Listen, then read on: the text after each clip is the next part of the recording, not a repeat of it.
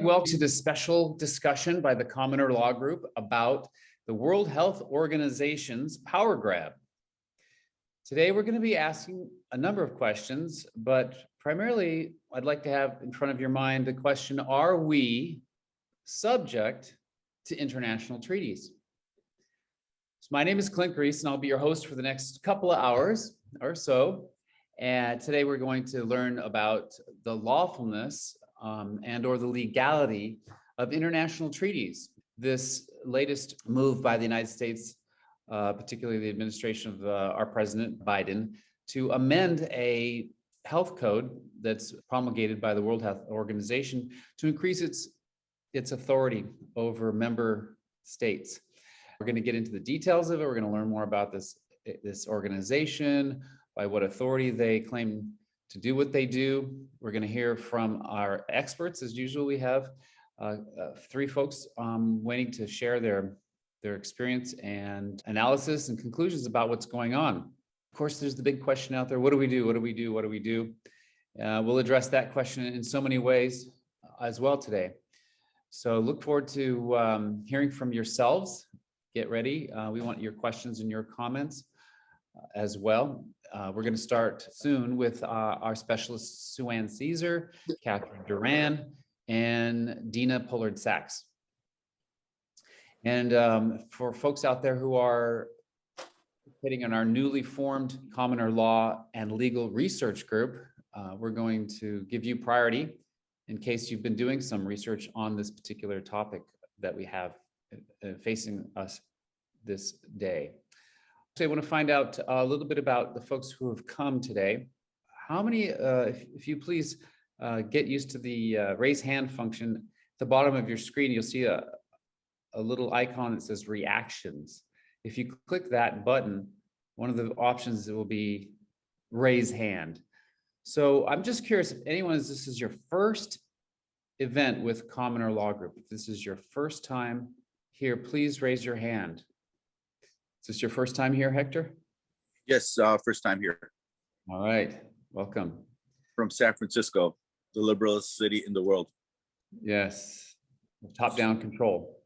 All right, well, welcome, Hector, and welcome, Charlotte and Thomas. Check out Commoner Law Group online at our website, commonerlaw.com, to learn more about our programs. I'll be making mention of some of those as well today. In particular, this brand new research group that's just forming now. We had our first formation meeting Tuesday, and we'll be having a second meeting coming up this coming Thursday.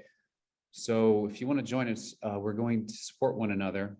What we're doing is picking any variety of subject matter to research, but we're supporting each other and in learning about how to do legal research and law research. Ultimately, putting together reports and packages that can serve others on various topics. The alarm has been set. Everyone here has heard about the troubles we're facing. Many organizations are saying, we've got a problem here and we've got to do something about it urgently. And so I'm glad that you all came. At the same time, I really want to get you thinking, have people be rational here today. That is, we're going to take a step back from the urgency of it. We're going to really look at what it is that we're dealing with. In a manner of speaking, it's not new. For many of you, if you've been paying attention, this is more of the same. It's not good, but we can relax for just a couple hours and really sink in, learn from one another, and then maybe you'll be in a better position to decide what to do about it, what works for you personally to do. I would like to hear from somebody who would like to help me frame the situation. So someone who definitely sees the urgency of this, who would like to just say a couple words about how bad it is. All right, Hector, thank you. Yes, so I've done a little research on the matter, and I think you have to go back maybe 20, 30, 40 years, but at least 20 years, if you find out who created the WHO and who Klaus Schwab is, the apprentice for Herman Kahn and Henry Kissinger, and figure out who Klaus Schwab's father is. Klaus Schwab was a nukes company manufacturer. So if you could understand that Klaus Schwab was his son, if you could understand that Henry Kissinger Herman Kahn, they all wielded nuclear weapons back in the 60s, 70s, and 80s. When I was around, I recall having emergency time at school for preparation for nuclear weapons. So I do believe that it's the same talk, just in a different version these days. And this is one of the steps to get us back into the nuclear era. And if you look at all the key players and the structure of that, then you'll start seeing that it is of urgency when someone's trying to do a power grab for our sovereignty in the United States of America. Okay, thank you very much. Well, this week we're facing a specific event. It's the World Health Organization has a body. It's their assembly. It's called the World Health Assembly. It's the governing body of the WHO, and they will be meeting to determine their policies and just dealing with a whole variety of motions and legislature before them. And one of those items is indeed an amendment proposed by the United States of America, a purported party state to the World Health Organization. And this party state, the United States, is proposing amendments to a body of regulations known as the International Health Regulations, or IHR. And these international health regulations have been in place in one form or another for many years. So this isn't new. The powers that be, as we know, use incrementalism. So it's been a long time coming. The World Health Organization is just one of many, many, many international agencies that the United States has either official treaties with or executive actions, as they're known, where the executive, that is the president of the United States, has acted on his own accord to entangle us with these international bodies. And so we could do an entire separate, and we will, in fact, be doing one soon on the entire United Nations, the scope and scale of all of that the United Nations has grown to be, and all of the international agencies, they're called, that surround the United Nations, whether they're formally or not connected with the United Nations. But there are dozens of them. Some of them are very famous. And in fact, in this international health regulations, there's mention of a few of those international agencies in the sense that the World Health Organization is committed to coordinating with them. And so let's go ahead and take a look at the actual amendment for a second. How many people, by a show of hands, have read already the proposed amendments? Basically, there's a certain protocol. So it was the Biden administration who proposed these amendments, and they give it, of course, this fancy sounding name: Strengthening WHO Preparedness for and Response to Health Emergencies. A proposal for amending this international health regulations. So the first, you send a letter to your, as a member party, you send a letter to your director general, and you send him your amendments, and you ask him to send it out to everybody else. And then the director general says, okay, I got your things, and I'm duly sending them out to everyone in a right amount of time and everything else, in order for them to review it in advance of our upcoming meeting. Now, this I want you to notice here, it comes from the letterhead, though. We're talking about an entity, I don't know if any of you have ever heard of it. It's called the Permanent Mission of the United States of America to the United Nations and other international organizations in Geneva. Now, that's a mouthful, but what is it really? It is but that. It is a mission. It's a formal entity within the State Department of the United States, so in the executive branch. And the State Department manages this relationship with the United Nations and other international organizations in Geneva in particular, because there are other hot spots around the world that house these international organizations. But in particular, we have in Geneva, Permanent Mission of the United States of America to the United Nations Office and other international organizations in Geneva. And we send an ambassador, well, a bunch of diplomats that are known as ambassadors, although my research just this week shows that they're not actually ambassadors. They shouldn't be called ambassadors, but that's what they've done. Another wordplay. maybe engage with you a little bit too around these international organizations. Let's have some fun by naming a few of them. So go ahead and start shouting out some of these international organizations that you're familiar with, that you've heard of before, so we can get our arms around the totality of this monster, this international monster that's been built. So how about the CDC?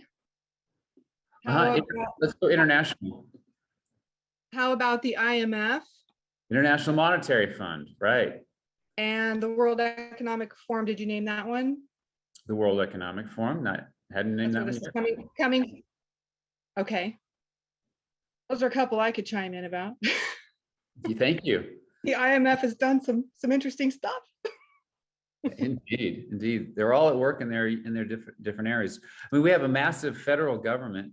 We're familiar with some of the myriad of agencies that the United States has. There's a structure at the international level for almost every kind of thing you can imagine as well. Well, here's a map that was prepared a few years ago. It shows the various offices and where they're located and where they're doing their work. So it's interesting, if you notice the United States of America, we're not the beneficiary of any of the work, which maybe is a good thing. And then we have offices in New York and Washington, D.C. Notice where the powers are centered. So if we look at, for example, the office in New York City, you have the United Nations Children's Fund, the famous UNICEF, right? You see that ads on TV for donations on how they're helping the poor and needy children around the world. And then there's the United Nations Development Program, the United Nations Permanent Forum on Indigenous Issues, the United Nations Entity for Gender Equality and the Empowerment of Women. You have the United Nations Population Fund. That sounds interesting. Then the United Nations Economic and Social Council, the UN Fund for International Partnerships, the UN Democracy Fund. That's just in New York. And then when you go looking over in Geneva, there's a whole bunch. Some of these you might be more famous, but the International Labor Organization. The International Labor Organization is actually the oldest of all of these. And it even predates the United Nations. It predates the precursor to the United Nations, and it started around just before World War I, actually. And as his name might sound, it's predictably a socialist organization. But of course, they dressed up to protect people, labor rights for child labor, forced labor, those kinds of things. But anyway, we have the International Telecommunication Union. We have the United Nations Conference on Trade and Development. There it is, the World Health Organization. They'll be meeting in Geneva this coming week. There's the World Intellectual Property Organization, the World Meteorological Organization, the World Trade Organization. Everyone's heard of the WTO, yes? The United Nations High Commission on Refugees, the United Nations Institute for Disarmament Research, Joint United Nations Program on HIV and AIDS, the United Nations International Strategy for Disaster Reduction, the United Nations Economic Commission for Europe, the United Nations Institute for Training and Research. And then you have a whole bunch of others. There's UNESCO Education in Paris. You have United Nations Education, Scientific, and Cultural Organization. Here's in the Netherlands, the famous Hague International Court of Justice and the International Criminal Court, and the Organization for Prohibition of Chemical Weapons. So just know that the World Health Organization and its body, including this assembly that's made up of member states and the executive committee that nominates the director general and the director general himself, are just one small part of an enormous apparatus that has taken over the world over the last 50 years. And these folks, they don't have to be a lot of them, like by comparison to our federal government, which employs probably hundreds of thousands of people. They don't need to have that many because, well, as a pyramid structure, you can imagine there's fewer at the top controlling many at the bottom. And that is a kind of a bigger question, right? Are we, as the United States, as a member party to these organizations, are we subject to them? Are we underneath them, so to speak, subordinate to them? Or are we sovereign still? So I just want to give you a picture of the United Nations. This is what it looks like. This is the complex in Geneva where all these folks will be meeting and determining, in their minds, the health response to any pandemic that might come down the road. This is the World Health Organization, and it has, again, this international health regulations, and it's specifically used in order to, as it says here, to handle the policies for the protection of us mere mortals against what they call health events. So as you might imagine, the international health regulations pretty much covers a wide variety of elements related to international health events. So from surveillance, we're just going to look here. The submission by the United States in terms of proposed amendments only affect these articles in the international health regulations are being amended. Without looking at the entire international health regulations, we're just going to focus on the amendments. But you can see in Article 5, it's surveillance, right? So that's something that they have been doing. They have protocols already, and it's going to continue. The changes as far as surveillance is concerned hasn't been too alarming to most people. It's just heightening the surveillance mechanisms. And then, of course, after surveillance would be notification, right? So you're watching, surveilling, and if you notice anything as a member state, you're supposed to notify. And as you can see here, the big change is to give a 48-hour window for the focal point. That's this central control of the World Health Organization. The focal point receives relevant information. And then after reporting is done, and other reporting, there's a step of verification. Again, all this sounds quite logical, and so there you have, again, tightening the time frame for verification. So the World Health Organization gets together a emergency committee to verify, to determine if it indeed is an emergency, and then with collaboration with the state party, that means the country who is party to the treaty, a state party, together with the World Organization, determines whether this health event is a big deal or not. And then information has to be shared. So there's some questions about how and with whom to share information. Not many changes were there. Definitely making sure that member states have to share information more so than they may have done otherwise. And for example, this shall here, okay, that's the language of lawmaking. You're saying you have to do this as a party to this treaty. And then when it gets interesting, by most people's evaluation I've read, most people are concerned about this Article 12, determination of a public emergency or an international concern. And they've also introduced the idea of regional concern as well. So, but here the changes are such that the parties in the past would have been expected to receive advice and even resources from the World Health Organization upon verification that indeed we've got a public health emergency of international concern. So it definitely matters whether this is triggered or not, whether it's determined to be this. The emergency committee, again, together with the director general, work together to determine if it is indeed, and here's the criteria they use, including scientific principles as well as available scientific evidence on other relevant information and assessment of risk to health.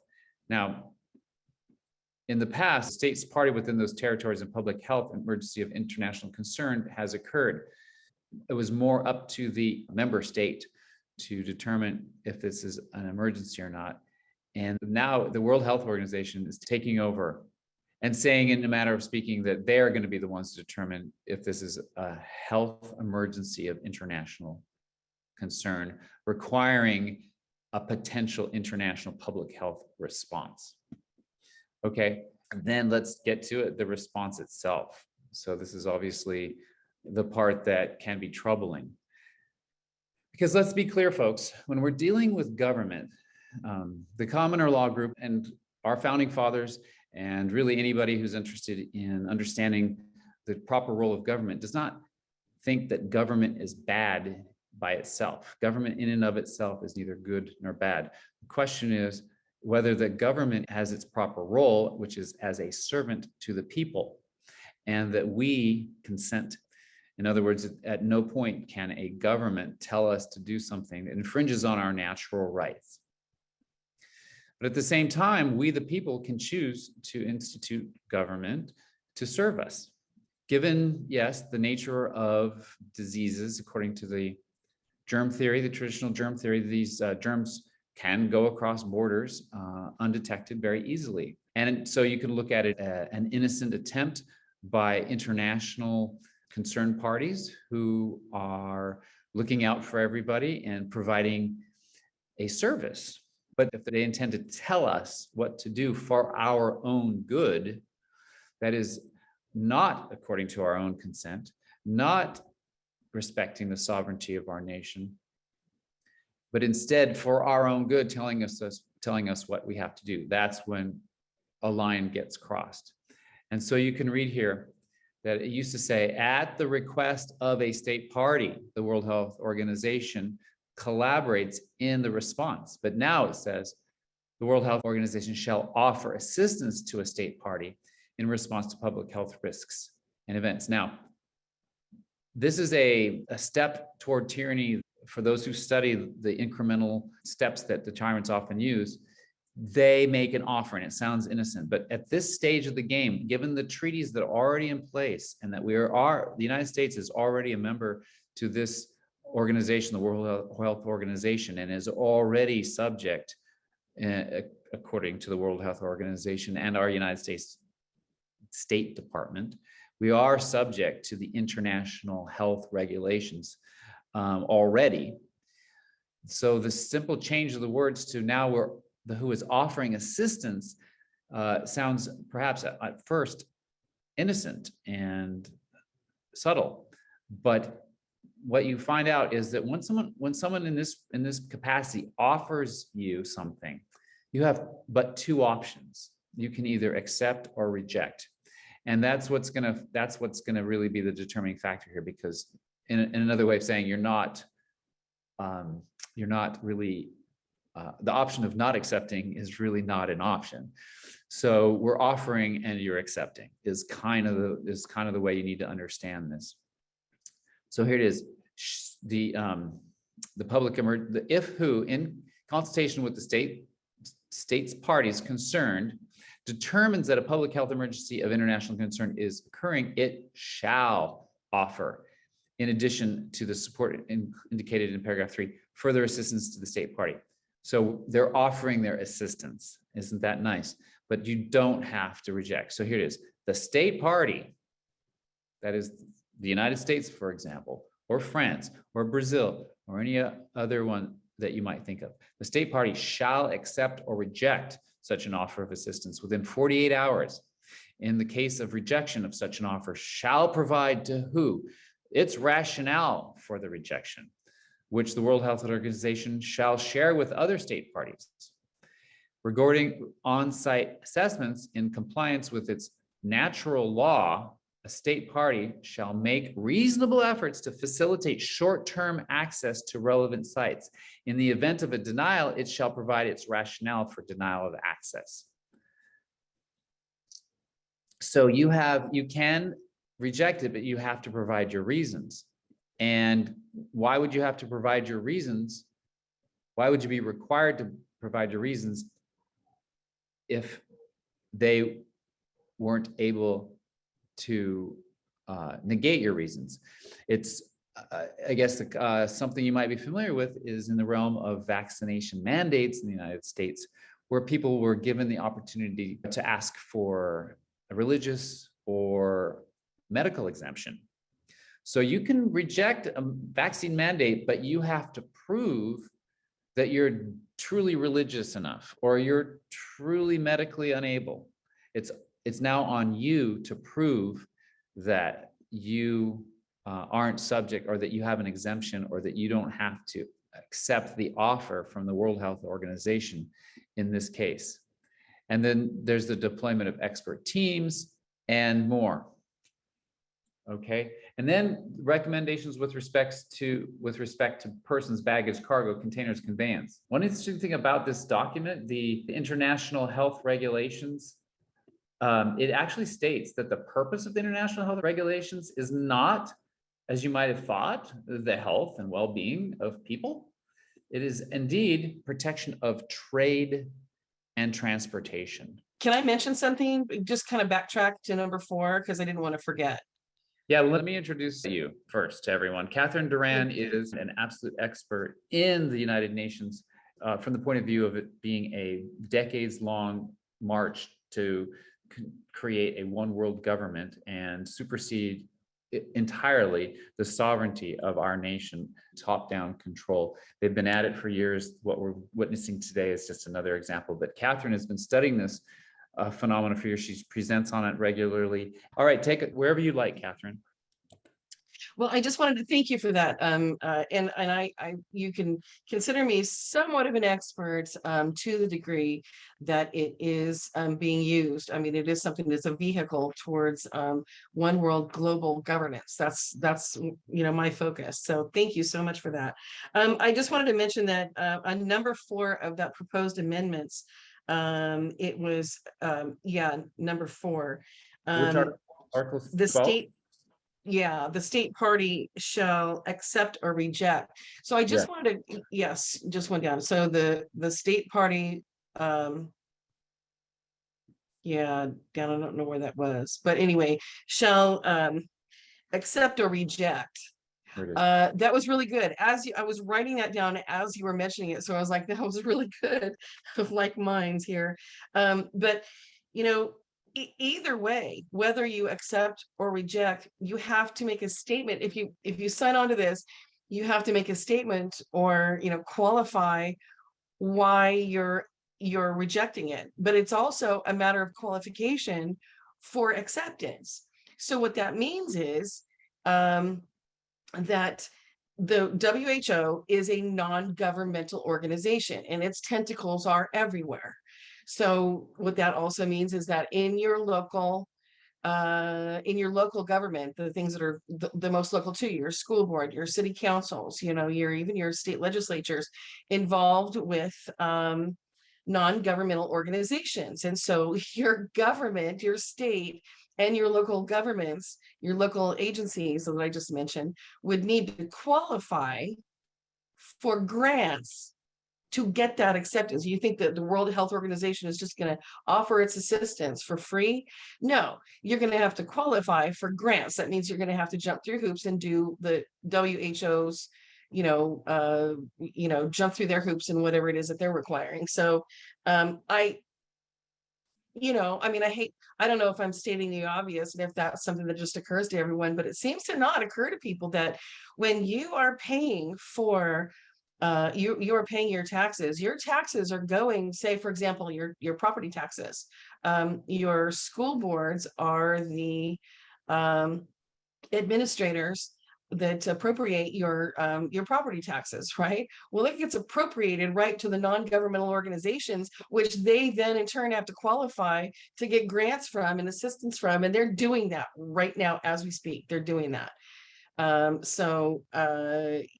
This is just more of the same, and actually they fashion it in a way that people will not only jump for joy, but they'll beg for it, they'll demand it, they'll demand the assistance of the World Health Organization, because they think that that's a higher authority. The federal government is a higher authority, and the federal government getting us into an even higher authority. Or if the federal government doesn't behave, then we can take it to the higher authority, which would be the World Health Organization, right? So that's completely upside down. So I just wanted to mention that. Thank you very much. Qualification, yeah. Accept or reject, isn't that? Yeah, it makes me laugh. Anyway, thank you for letting me comment there. Yeah, they chose those words very particular, and that's how they Absolutely. subtly control people. And we don't know, it doesn't look like it's a big deal. So yeah, and all the research that you're looking at today, all the things you're learning from me, I've studied just in this last week. I'm a student like all of you. I'm coming up to speed quickly. And I just want to let you know that all of these things are in public domain and easy. Like right here is Wikipedia. Wikipedia is not my favorite source to go to if I really want to know the truth. But in terms of just the basic general outline, you can see some things like the history, the dates, and it's all out there in the public domain. For example, you've got this woman here. She's the American diplomat who's currently serving as the representative to the United States, a European office of the United Nations. And so like, I just want to show you her, just to have her picture and just show you that these are real people, real flesh and blood people who wake up every morning and they put on their pants or their skirt and they determine that they're going to tell the world what to do. They really believe that it's their duty or their authority to do so. They feel like they're doing they're doing God's work or what have you. They really do believe that they're doing what's best, and they're very well trained at what they do. Here is Tedros Adhanom Ghebreyesus. He's an Ethiopian who was elected to be the Director General of the World Health Organization. And yeah, a lot of Americans are waking up. It's unfortunate that it has had to come to this before people start to recognize how these bodies have assumed authority over our lives. I just want to, humanize it a little bit, that these aren't just advisory bodies. These aren't just good natured people who are keep an eye out for us, as servants. These people literally are tyrants. They are dictators, and they tell themselves that they're the good people. They're science-based. They're following all the rules. Everything's been agreed to. But nothing against Ethiopia, but I'd like to know what some guy from Ethiopia has got to do with me in California. So, I'm glad he wants to use his education in public health to serve. If it can be of service, why not? But the minute he determines that he's going to tell us what to do, that's a different story altogether. I want to also introduce Dina, who has joined us in recent weeks to discuss other court rulings and other matters. She's a constitutional law professor, and so grateful to have you with us. Sure. There's a couple of things I want to add. One thing is brand new news on this issue. Apparently, of the 13 amendments, 12 have been abandoned. So, and again, this is brand new news. So the only one they're going to go forward with this week is number 59. And apparently that's the one where they're going to change the amount of time within which a country can balk at one of these votes from 18 months to 6 months. So that one part is going forward this week, but the other 12 amendments are being abandoned, from what I understand. Now, the thing about the going from 18 months to 6 months is that's pretty significant, because if anyone's worked in government, things happen really slowly and things get put, they get tabled a lot. So 6 months is a short time. And if you lose your ability to object or to reject something in 6 months, that's a problem. So that's why they're pushing that forward. The other thing I was going to mention is that there was a lot of information online about this, about how this would supersede our Constitution. And I will tell you right now, I see no chance of that. We have 9 human beings on our Supreme Court who make all the final decisions in this country. They're the final arbiters of the law since 1903 in a case called Marbury versus Madison. They have consistently ignored treaties and international law throughout history when it suits them. And think about this: if you're one of those 9 justices, would you want to give up your power as the final arbiter of this document that governs our country in favor of some treaty? I don't think that's going to happen. I think that our justices will rule that our Constitution cannot be superseded by anything. So I don't think there's a real risk, unless, there's real corruption on the court or they're all paid off. I mean, there's always a possibility. But I'm saying at this time, I don't really see that any treaty is going to supersede our Constitution when it comes to our laws. But at the same time, and I know you and I were talking about this earlier, we've seen a lot of signs of chipping away at civil rights. It's been going on for a couple of decades now. And some of the situations we've seen, we just really didn't understand necessarily where it fit in at the time. But now we're seeing sort of it's like 1,000-piece puzzle, and we've got, 100 pieces on the board, and we're starting to see the outline of this plan that seems to be unfolding. And in that regard, it seems like some of the court's opinions over the past couple of decades have moved us toward a situation where we don't have the civil liberties we once had. However, most of the worst decisions come from lower courts. I'm going through that right now in relation to the COVID-19 mandates, and the Supreme Court has been actually pretty moderate. And the one mandate that was upheld for healthcare workers, as I mentioned to you before the show, no one brought a Liberty Clause challenge to that in that case. No one brought an unconstitutional conditions challenge in that case. No one put the medical data before the court in that case. The court did not consider the medical data, the risks, the need for the vaccine. It wasn't before the court. And Justice Thomas said that in his dissent in one of the last sentences. He said, we aren't looking at the importance or the safety of this vaccine. They were only looking at the structural arguments, the statutory construction arguments, and the non-delegation doctrine. So with that in mind, and when I read it, it seemed to me that Justice Thomas might have been a little frustrated by the fact that what was before them was before them. Now, courts can always look at something sua sponte. I mean, they can always just say, we're going to look at this issue, but it's really politically incorrect, especially at the Supreme Court level, I would say, especially in this political climate. So in my opinion, I'm banking on the US Supreme Court to protect us. And I still have some faith that they will when the issues are properly briefed and put before them. But the lower courts are a real problem. The lower courts are just, I don't know if they're corrupt, lazy, incompetent. I can't even tell you which it is. I can tell you they're misconstruing the constitutional tests. They're, instead of looking at the right being infringed, i.e. the right of medical privacy, they're restructuring the test to say the right being infringed is the right to employment. It's like, that's not the right being infringed. So they're changing the way the Liberty Clause jurisprudence has been analyzed by the court, and just using this different scheme because there's lots of precedent saying there is no fundamental right to employment, there is no fundamental right to education, but there is a fundamental right to medical privacy. And that's been reiterated numerous times. And even when the court didn't find a fundamental right, as in Cruzan versus Missouri, they still applied some kind of heightened scrutiny.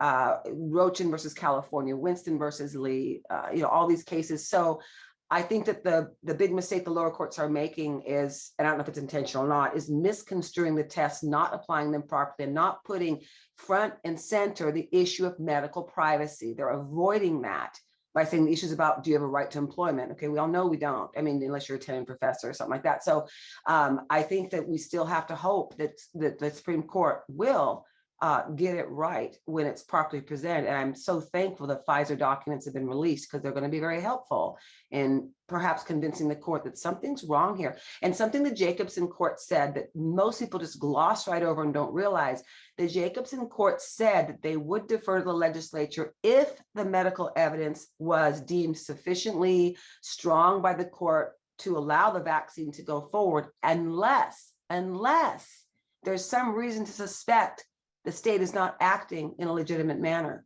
i.e. money influences, political influences. The court said that. So I think that's one of the things we have to look at in going forward with new litigation, is convincing the court this is not about public health. This is about politics and power and money. So I plan to be making some of those arguments as well when I bring some cases pretty soon to some forthcoming mandates that we know are around the corner for little kids, little babies and toddlers. Fantastic. So much was said there. I want to follow up with on all of them.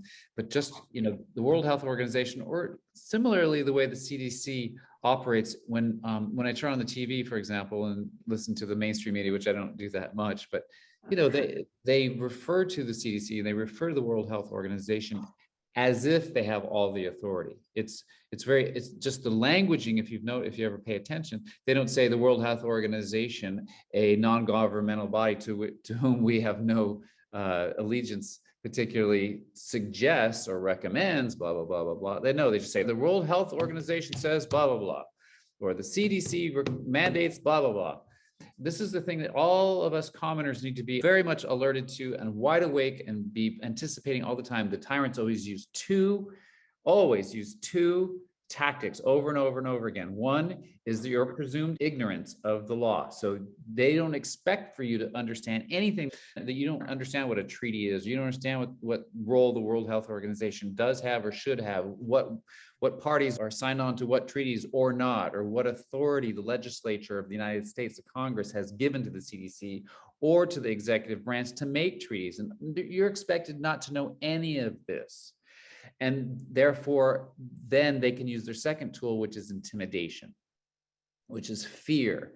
And even just the complexity of all of this also is intimidating. When you look at this hundreds-page document that's supposed to be regulating the state parties to this treaty, that in itself is intimidating. And then, of course, the veiled threats of, you're going to have your job taken away. It's an actual firings this last year in terms of vaccine mandates. But in terms of what we're dealing now, the World Health Organization determining the policy for the entire world, they're going to use intimidation, and the mainstream media is going to be glossing over these legal distinctions to put fear into you and intimidate you into accepting policies that you may not want.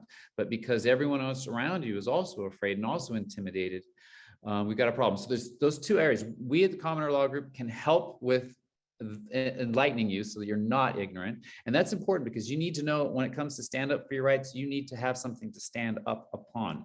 And then we also are here as much as we can to help you be unintimidatable, which means to remind you that you are free no matter what, and to keep distinguishing again and again and over again, in case you forget, as I sometimes do, that I'm free. And I'm not interested in being a good boy and following the rules anymore. That was when I was a child. That was important to follow the rules because I was a boy. But when you become an adult, you have God's conscience with you and you can make your own determination. So those are the two big things that we have to look out for while we're sorting out the legal arguments and the legality and the lawfulness of these things. But please, Dina, tell me what happened to these amendments that they all got, that they're not being pursued except for number 59. I mean, that's a huge. I know it's a big deal. That's why I just added the guest to my show. I'll see him later on today, but I don't know exactly what happened. I think what happened was someone named James Roguski has been sending out information to numerous people who are high profile in this movement to stop the madness and stop the mandates and stop the corruption. And I think some of those people were powerful enough to get a lot of people to become aware of it. And I think some legislators were contacted and things like that. And they just started taking a lot of heat and realized that this thing starts tomorrow in Geneva.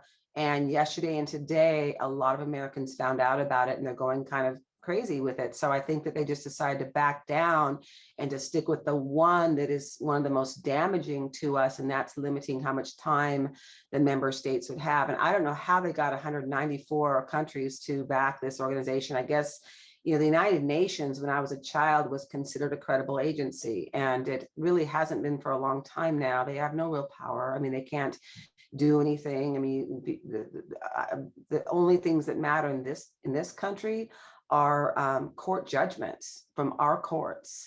So no one cares what really the United Nations says about, I mean, they can issue some sanctions, whatever. I'm just saying it's considered sort of a non-powerful organization, but the WHO is the branch, I think, that's sort of tried to grab power the most. And with all of these, fears running around of coronaviruses or whatnot, they're able to tap into a lot of people's fear and gain power that way. I know that when I was in Palm Springs, Palm Desert area, visiting my parents out in Sun City and talking to a lot of elderly people over 70, and they were terrified. It was like hook, line, and sinker. They believed it and they were terrified because they're in the age group most likely to die of COVID-19. So they were all running out and getting vaccinated. And I was just thinking, gosh, talk about brainwashing people through fear, because people are afraid to die. And that's something I said over and over again. Our people should not be so afraid to die. I mean, you know, there should be some recognition that a lot of people died for our freedoms. And we live here today in this country as we do because people were willing to die for us. So for us to say, well, we're not willing to die for our grandchildren, we're willing to die for our children, I think that's really sort of hypocritical. And I think that we should really, you know, in my opinion, get more tuned in to what life and death are really about. I don't personally believe in death. I think that there's transition, but if you study physics, energy cannot dissipate. Energy is always there. It transforms. It doesn't end. So I think that you know, our people's fear and this incredible fear of getting sick and of dying is what's allowing our people to be sort of prodded and pushed into a mindset, a fear-based mindset that needs to be released. And we need to start looking or start, you know, knowing each other in terms of a cooperation and love, not fear, because fear will destroy us and fear has, you know, hurt us a lot. So, you know, I think that's how the WHO got so much power, is through fear. And if you believe, like a lot of people did, that they intentionally released this coronavirus to scare people and to get compliance, then that makes them all the more evil. I don't know for sure. My impression is that's probably what happened. This was probably contrived because of statements made by Anthony Fauci and others before the release, talking about how there was going to be a pandemic. I mean, how would he know that? So it does seem like we're really being manipulated at a very high level, and they're really using people's fear against the people. So we have to shake off the fear as a group together, collectively. We've got to shake it off and not let them make us so afraid. Yes, thank you. I'm with you. I too, even before any kind of political action or campaigning or writing your senator, or all the things that people propose that you do when faced with these kinds of things, you got to start with inside, right? You got to make yourself free internally. You've got to make yourself unintimidatable. You know, I mean, we're all going to die someday. You know, I'm 58 years old. I'm like, I've had a great life. If I have to die for my grandkids, I don't have a problem with that.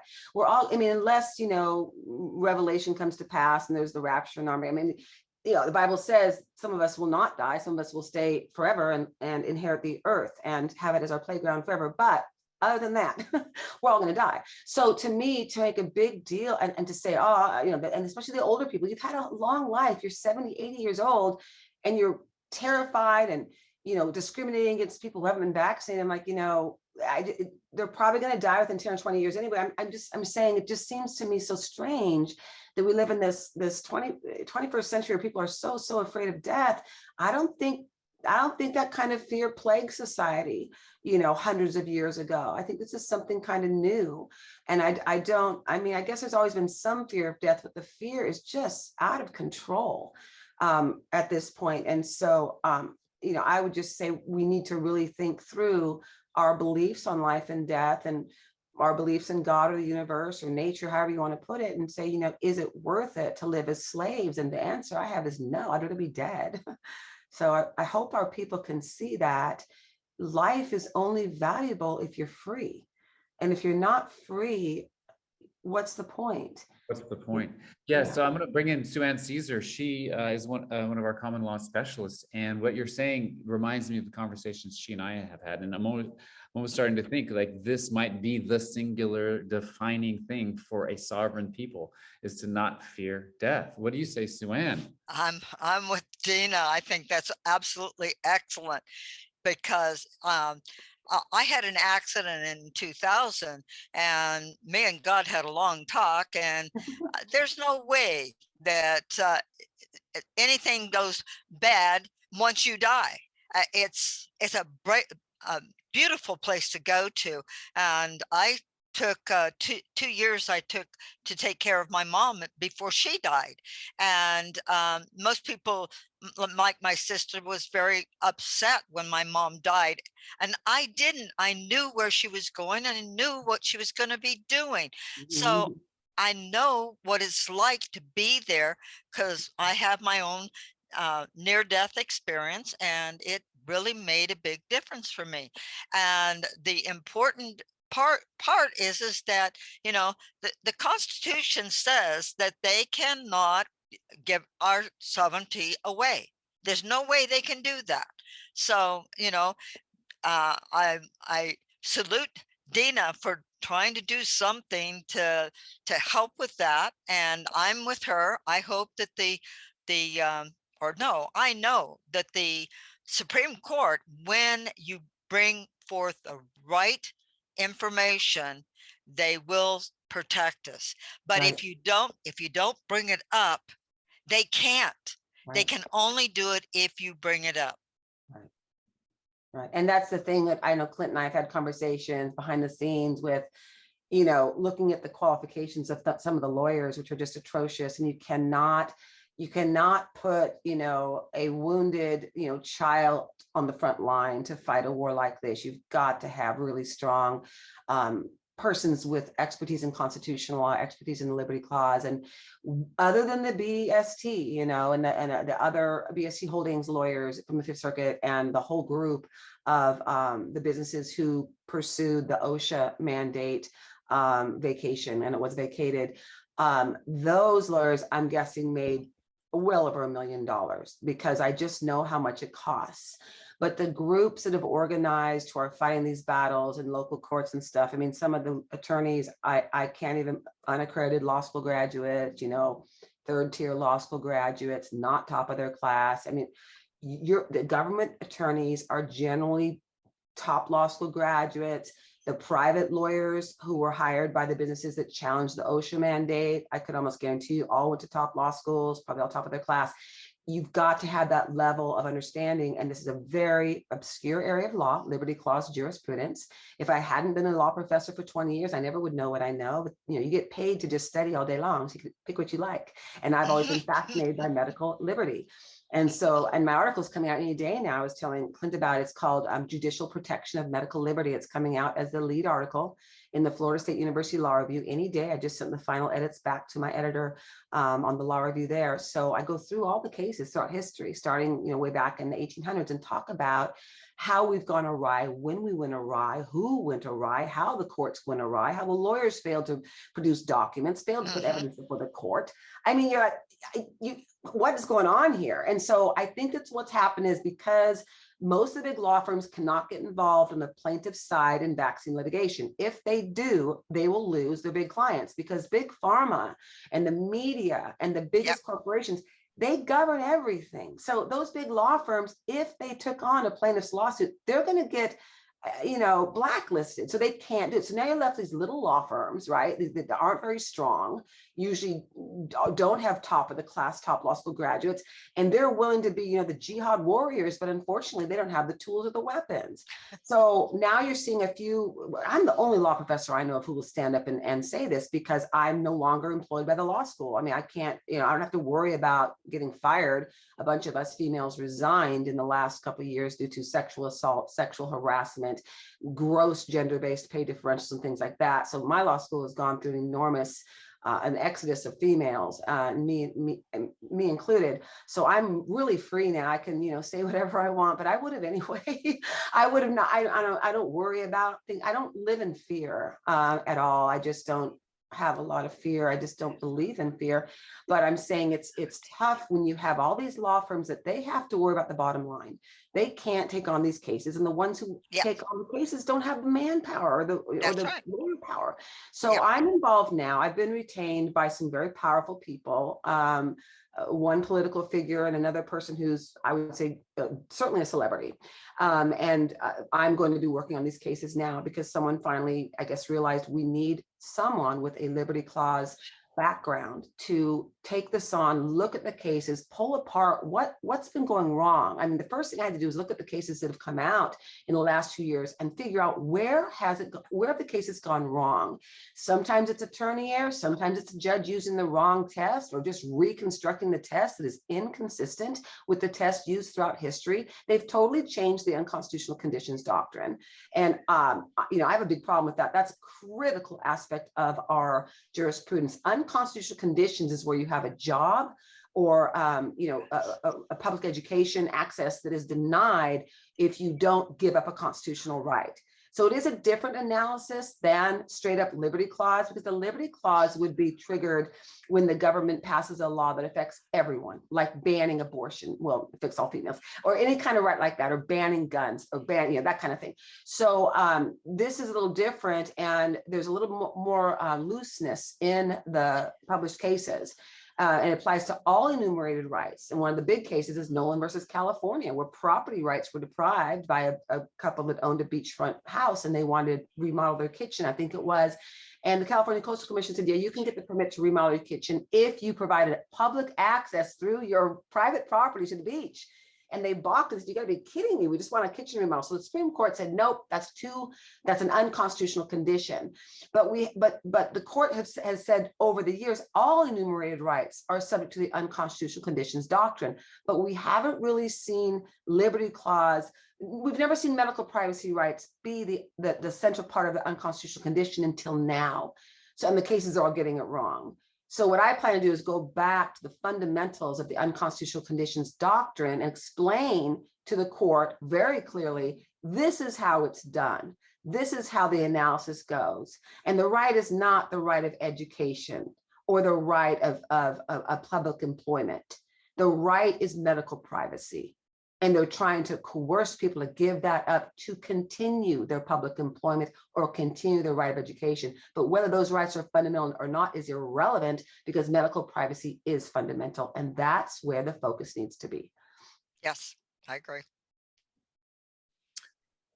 Yes, very, very good. So I just noticed two folks in the comments, as usual, are pointing out that viruses aren't real. And I just want to let everyone know we're not dealing with the medical crisis here, okay? Whether viruses exist, pandemics exist, that's not the point of this discussion, okay? I get it. I just want you to know, when you come to the Commoner Law Group, of course, we're open to hearing about all sorts of things, but it's not some kind of trump card, it's not, I mean, we're here, what we're facing right now is just one incident of tyranny that's been going on for decades and decades. We are on a long march. And it's not, I mean, depending on how you look at it, it's not slowing down.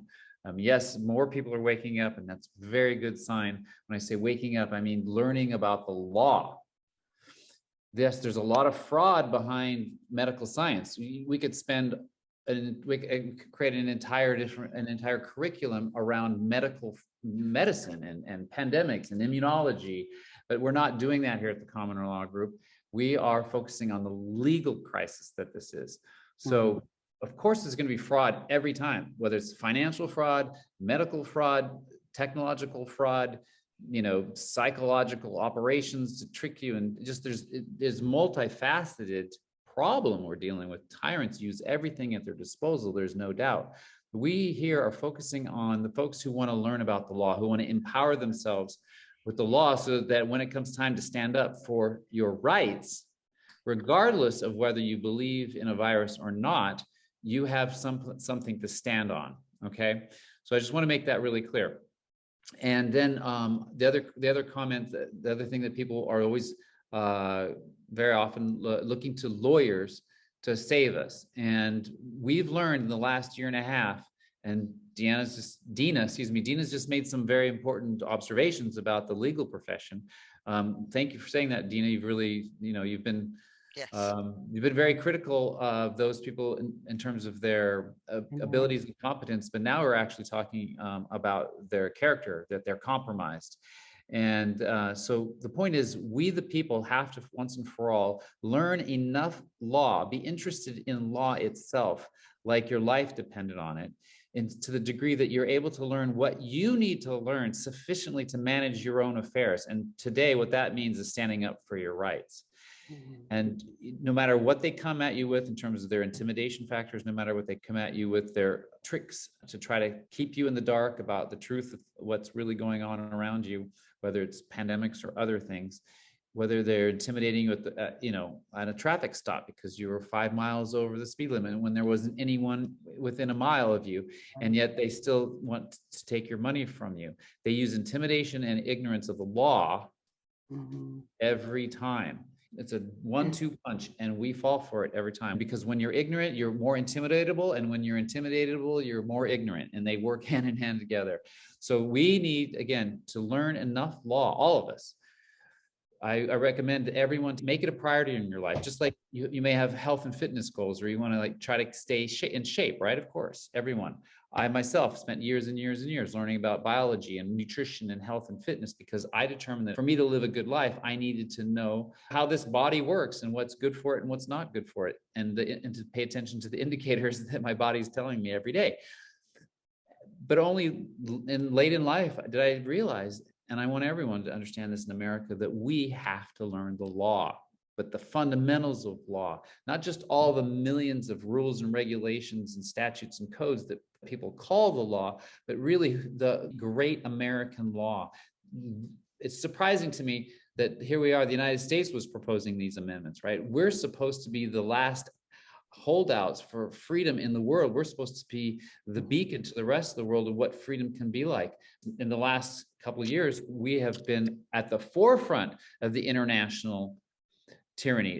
The executive branch of our president's administration, Biden's administration, and some people in Congress have been at the forefront of encouraging these international takeover of the United States. I believe that we have treasonous people in our government, but when I say that, I don't mean it lightly. Once again, we need to understand, what is the law? What is the definition of a treason? What is the actual treason? And I think we're going to find there's a lot of treasonous people in our government. So I want to bring in Catherine's voice here, because I know Catherine has really abandoned any notion that the statutes of the United States of America, the millions of codes and rules and regulations and all of these legislations that are supposedly for our own good, actually end up limiting us and controlling our lives and making us pay exorbitantly for it. So Catherine, what are we to take from what's happening this week? Okay, we according to Dina, things are not as bad at all as was looking to be, because of some action that some people got a hold of some of those delegates or ambassadors to Geneva.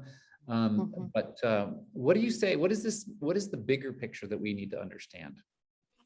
I think it is and it isn't, important. It is important and it isn't important, because well, for one thing, it's another way of causing hysteria and confusion, elements that are necessary in order to get control over people. And that's what this is all about. So I don't know how deep we can actually go today.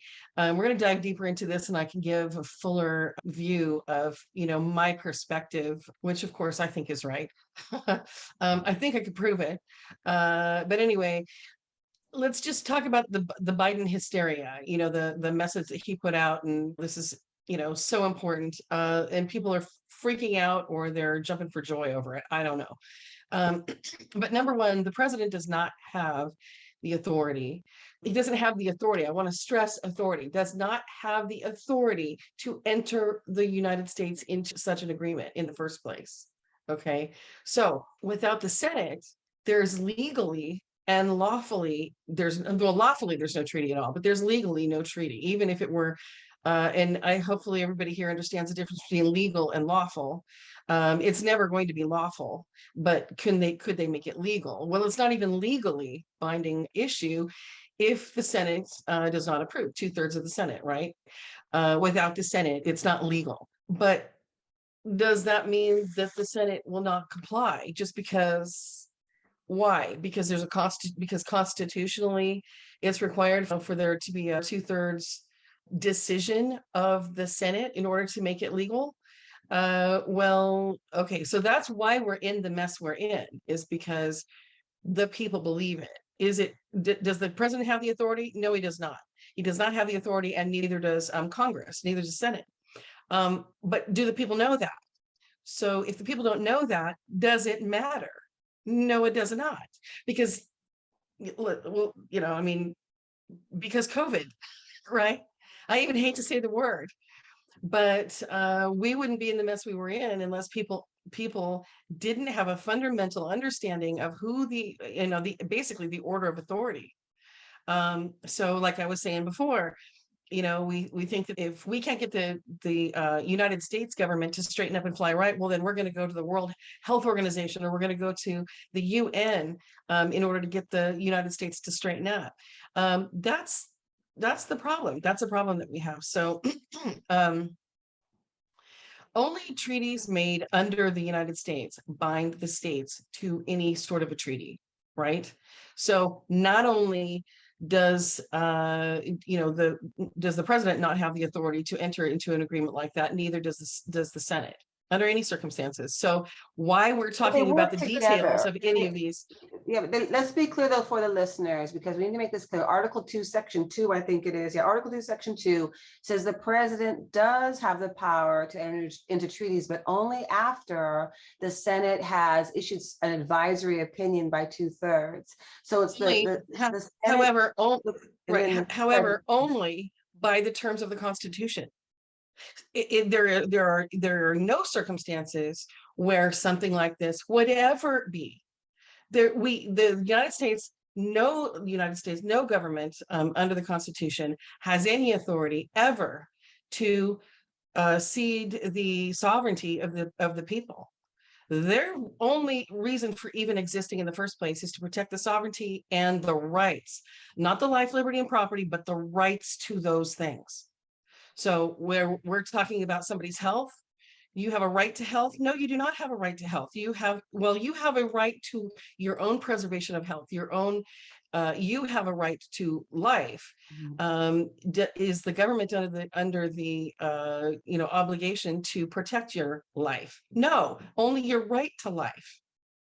So why are we even talking about any of the details of such a treaty like this, when it would cede like this isn't going to be some stormtroopers that are dressed up in UN stormtrooper uniforms storming in to enforce these laws. They're going to empower your local law enforcement to do the UN's work.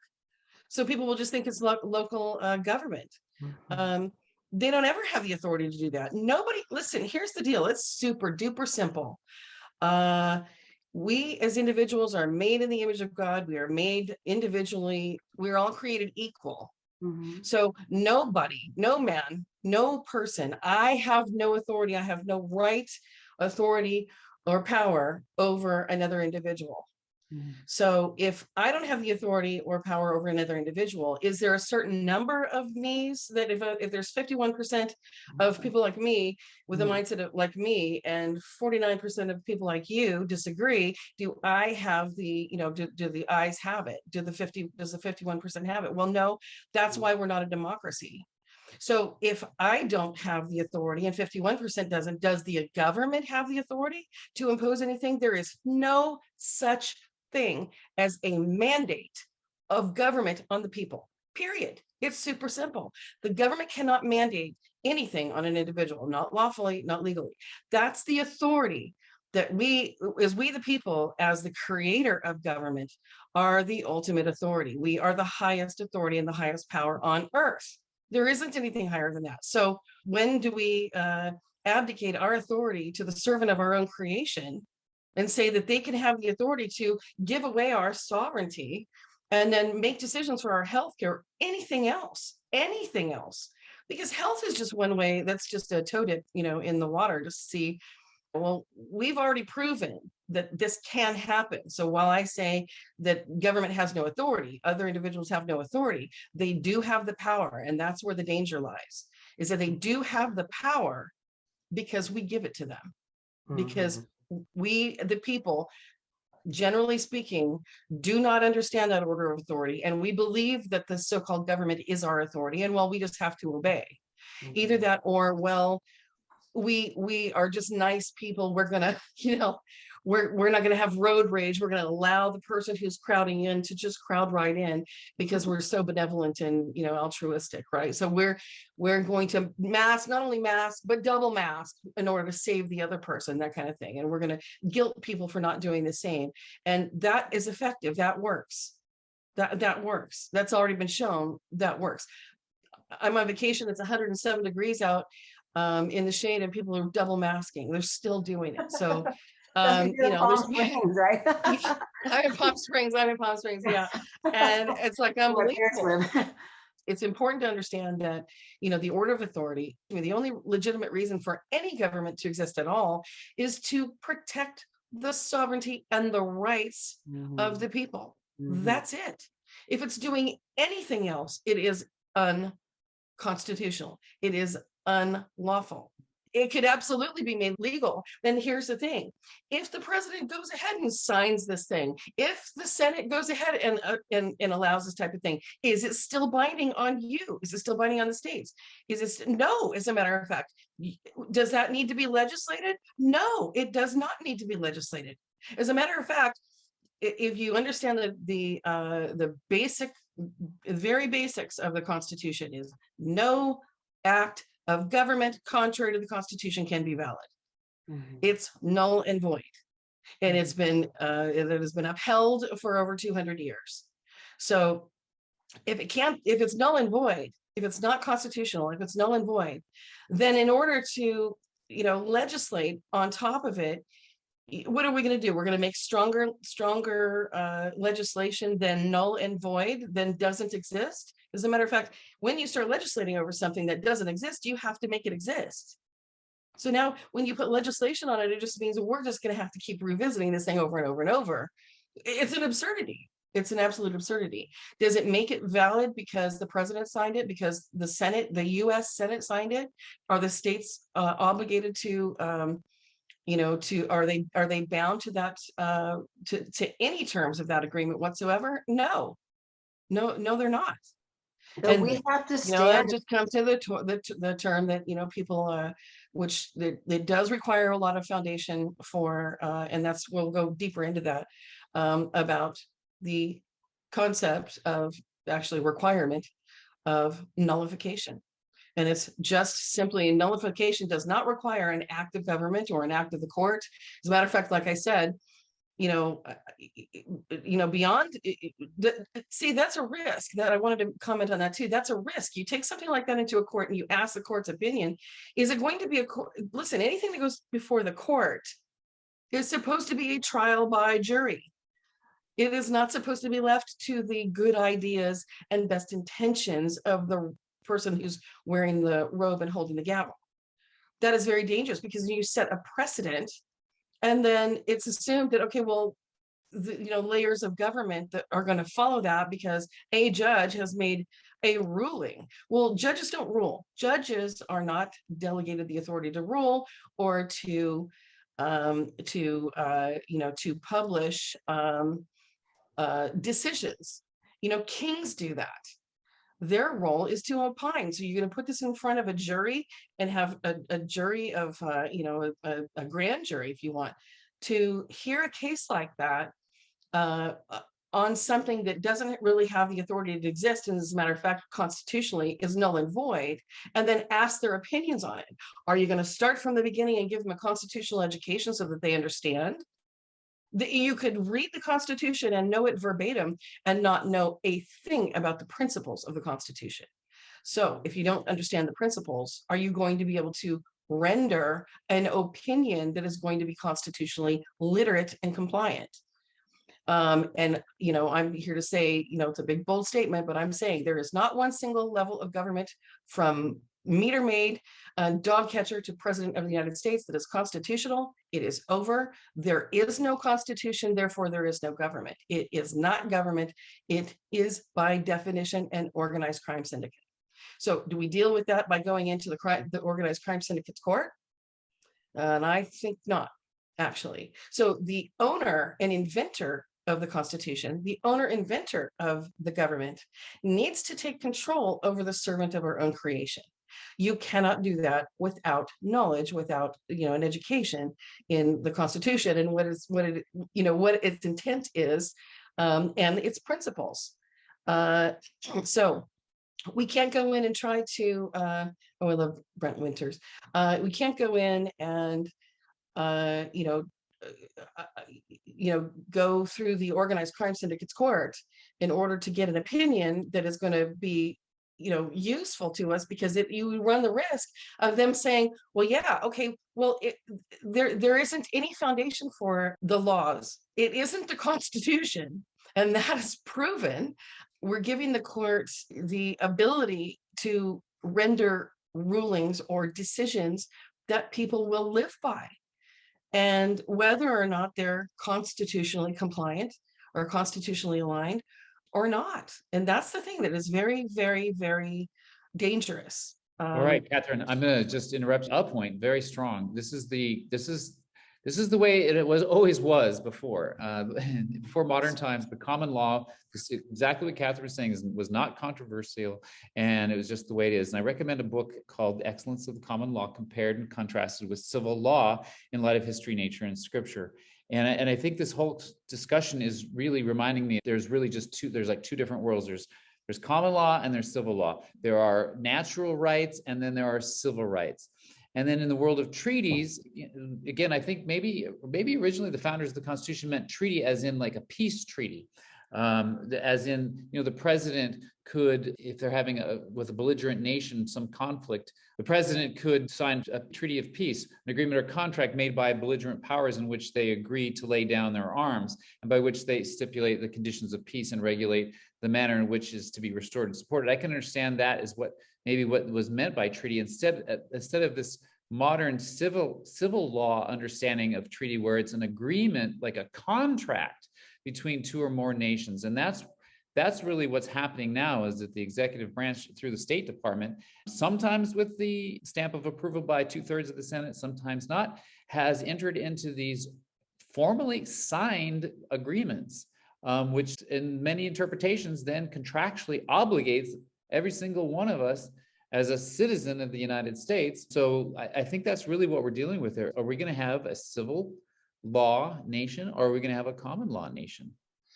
Well, I want to point out too what I talked to you before, Clint, about this Kelo versus City of New London case out of 2005. This is a really important case to me because of what happened. For the first time in history, the United States Supreme Court, in a 5-4 decision, said that they can use, the city can use eminent domain power to take private property from private citizens and give it to other private people. That's never been done. The eminent domain power is only to take property from private people to give it to the government for things like schools or highways. Right. So there was a lot of backlash. We had a few holdouts. They didn't want to sell. The developer managed to convince 5 members of the court that the benefits to the community were going to be so good that they should have the power of eminent domain to bring in these new jobs and bring in whatever they were, parks and everything else. So what happened was there was enormous backlash when the court said basically those private individuals have to sell their houses and give it to other private developers. And so a lot of interesting things happened, but one of the most interesting things to me that happened was the developer never broke ground. So the developer won at the US Supreme Court level, but they could not get financing. And to make a long story short, that area ended up being abandoned. And then some storm came in, I think it was the Hurricane Irene, and the area became a dump for storm debris. So that's what happened to this project when the Supreme Court sided with the developer, but the people, the banks, and I can't tell you why the banks refused to give financing. I think it was just too hot. When they were trying to charge the holdout residents who wouldn't sell their homes, they were trying to charge them 5 years of back rent for the 5 years of litigation, because once they lost in the Supreme Court, they're saying, well, you basically were on property that really was never yours because you should have sold 5 years ago. They're trying to make these people pay tens of thousands of dollars in rent for staying in their homes and resisting this bogus eminent domain, transfer of property from private individuals to other private individuals. But my point is really simple. My point is the Supreme Court made a ruling and the people said no. And the people, the banks, the individuals said, no, you're not going to develop this property the way you want to. So I can't say for sure how it happened. I wasn't there, but I do have some experience in a similar situation that happened in Washington State. And what I know that happened was I know that some of the local residents were threatening the developer. We'll blow up your stuff at night. You're not gonna go, you're not gonna do this. And so, Civil not that nullification. I would never advocate blowing things up. I want to make clear. No. However, we have to resist. Never. We have to give the court the chance to get it right. But keep in mind, there's still a trump card, and that's us, the people. And if we act in solidarity, and enough of us stick together, we can do anything. But for every person that holds out, that makes us weaker. And for every person who joins us in solidarity, that makes us stronger. And we need to get rid of these problems with racism and Black Lives Matter and the Trump wall and the Mexicans. I mean, those are the things that keep us separate. Those are the things that empower our government against us. So one thing that every single one of us can do as we go about our daily lives is make sure and connect with people wherever you are, and make sure and not allow unconscious bias to affect your relations with others. Make sure and break the barriers down every chance you get, whether it's, you know, smiling at a stranger, chit-chatting in the grocery store line, whatever it is. Make sure and connect with everyone, regardless of whether they may look like you or seem like you or whatever, and make sure that we are people. You know, there's one human race, and we need to really embrace that now, because they've tried to separate us. They've tried to separate us through racism and, you know, and transgender bias and all these things. We need to let all that go. We need to stand together as one human race. Is exactly what we are. That's a great segue. I'm going to take that, Clint.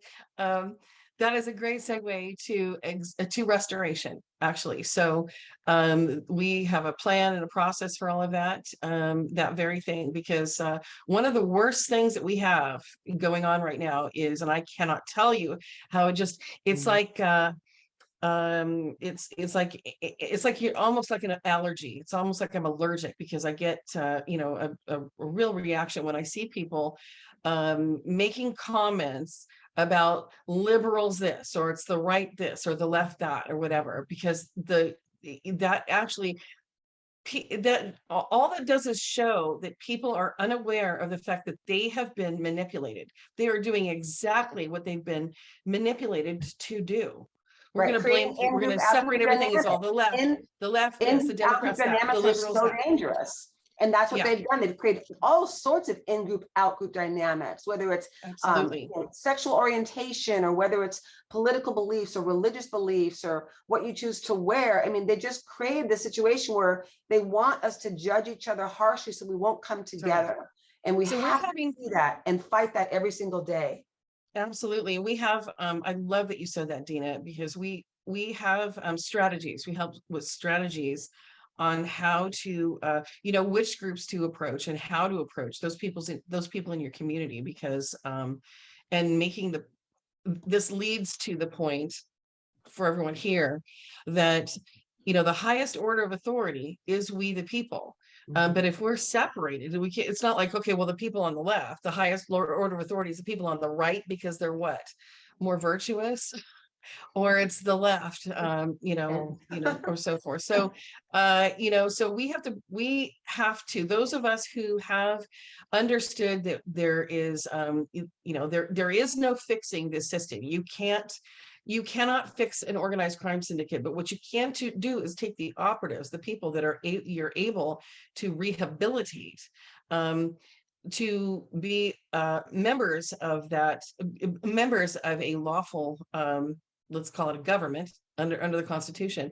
In order to do that, you have to have people that know the Constitution, know our history, know the principles, and are willing to be held accountable to it to the fullest extent of the law. We have to have the law in order to do that.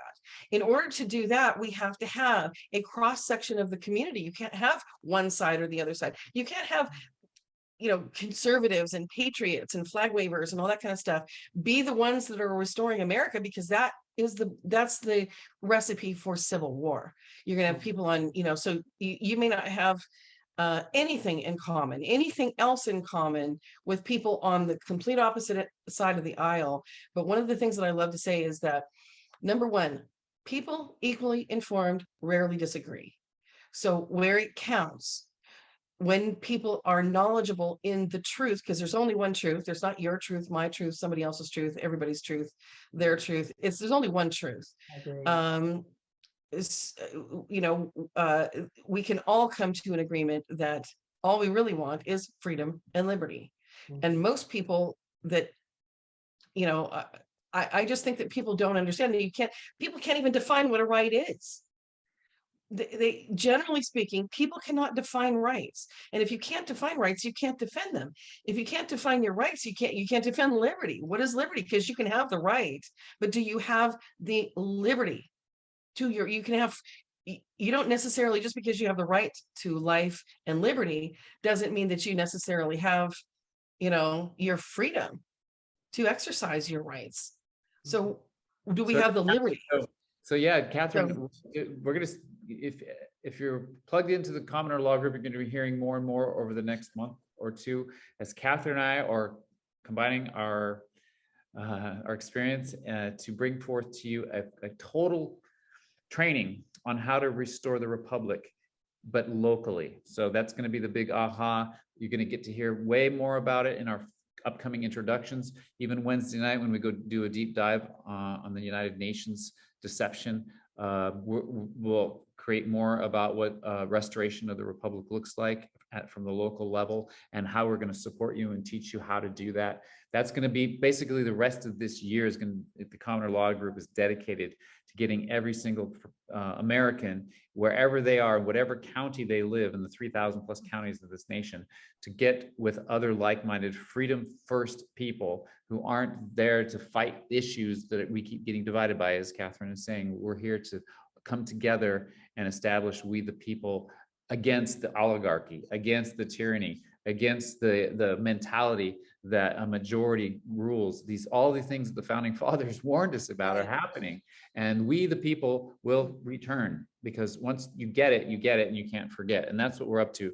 So Catherine, I'm going to take some let me get some other voices in here. We've got let me just clarify one thing, Clint, because I'm going to have to run pretty quick. I hate to. I know we're recording, so I can watch the rest of it later.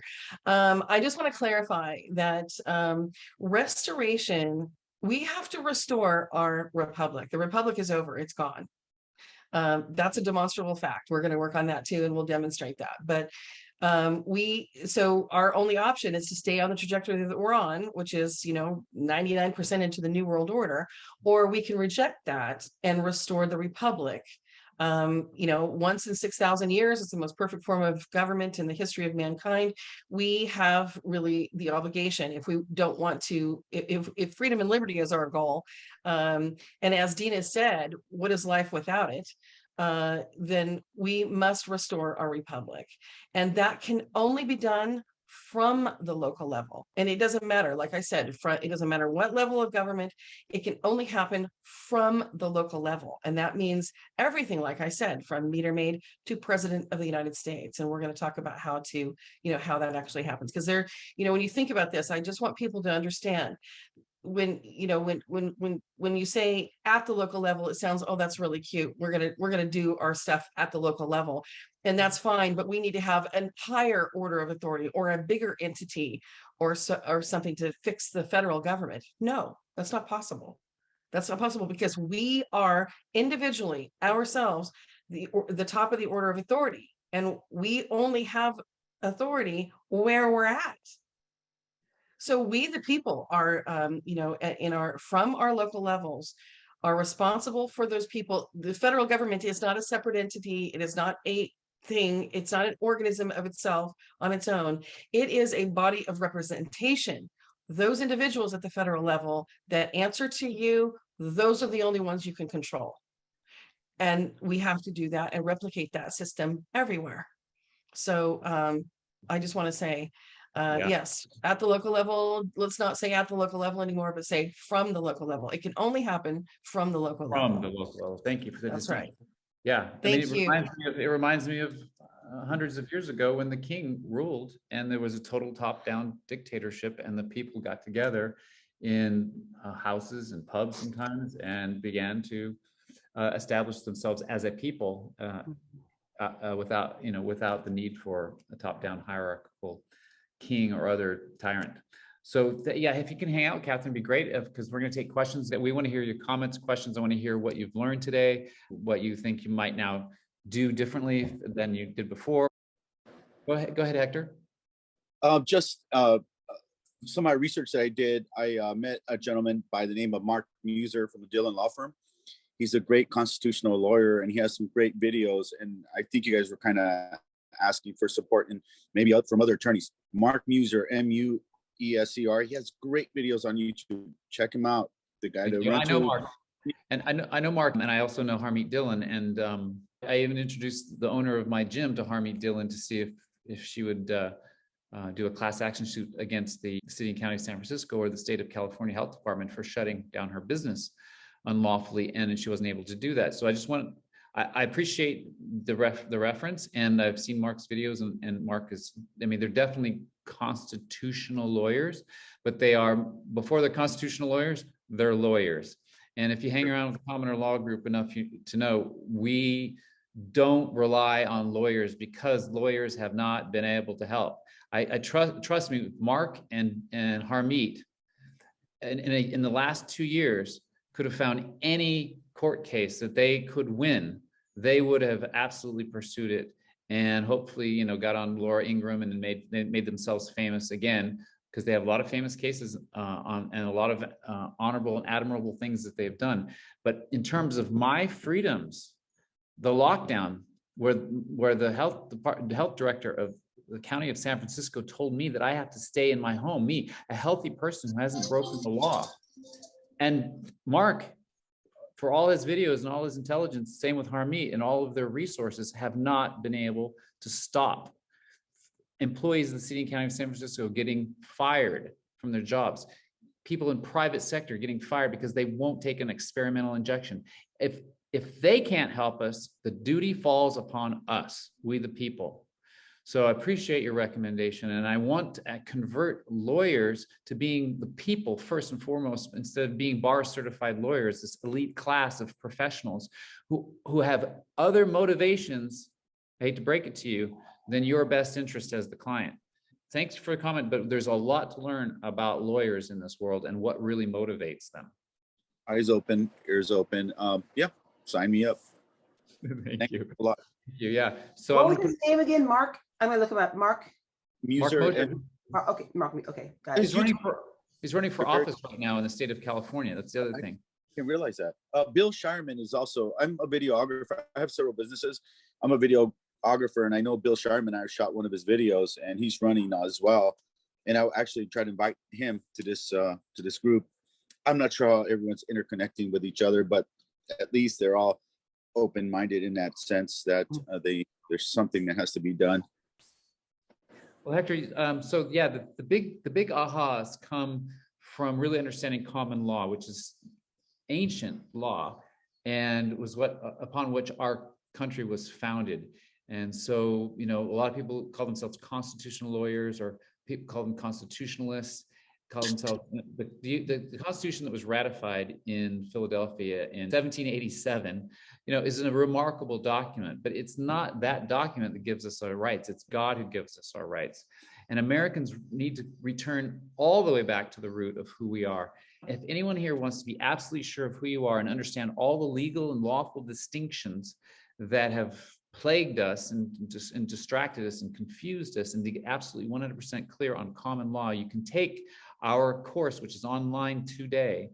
It took place over 7 weeks, and it's hours and hours of understanding jurisdiction and what is a right versus a natural right versus what are laws, maritime law versus commercial law versus common law versus civil law. All of these things are absolutely defined and exposed. And there's also a lot of wonderful stories from the man who led the course, named Fritz van Mastright. He's been studying common law for 50 years, who's been living it in his own personal life. And so he has lots of stories about how he stood up to authority and sent them packing, purely standing on his natural God-given rights. Before any legislation, before any rules, before any lawyers, before anyone's elected to office, before any legislatures, we're free, and that's the bottom line.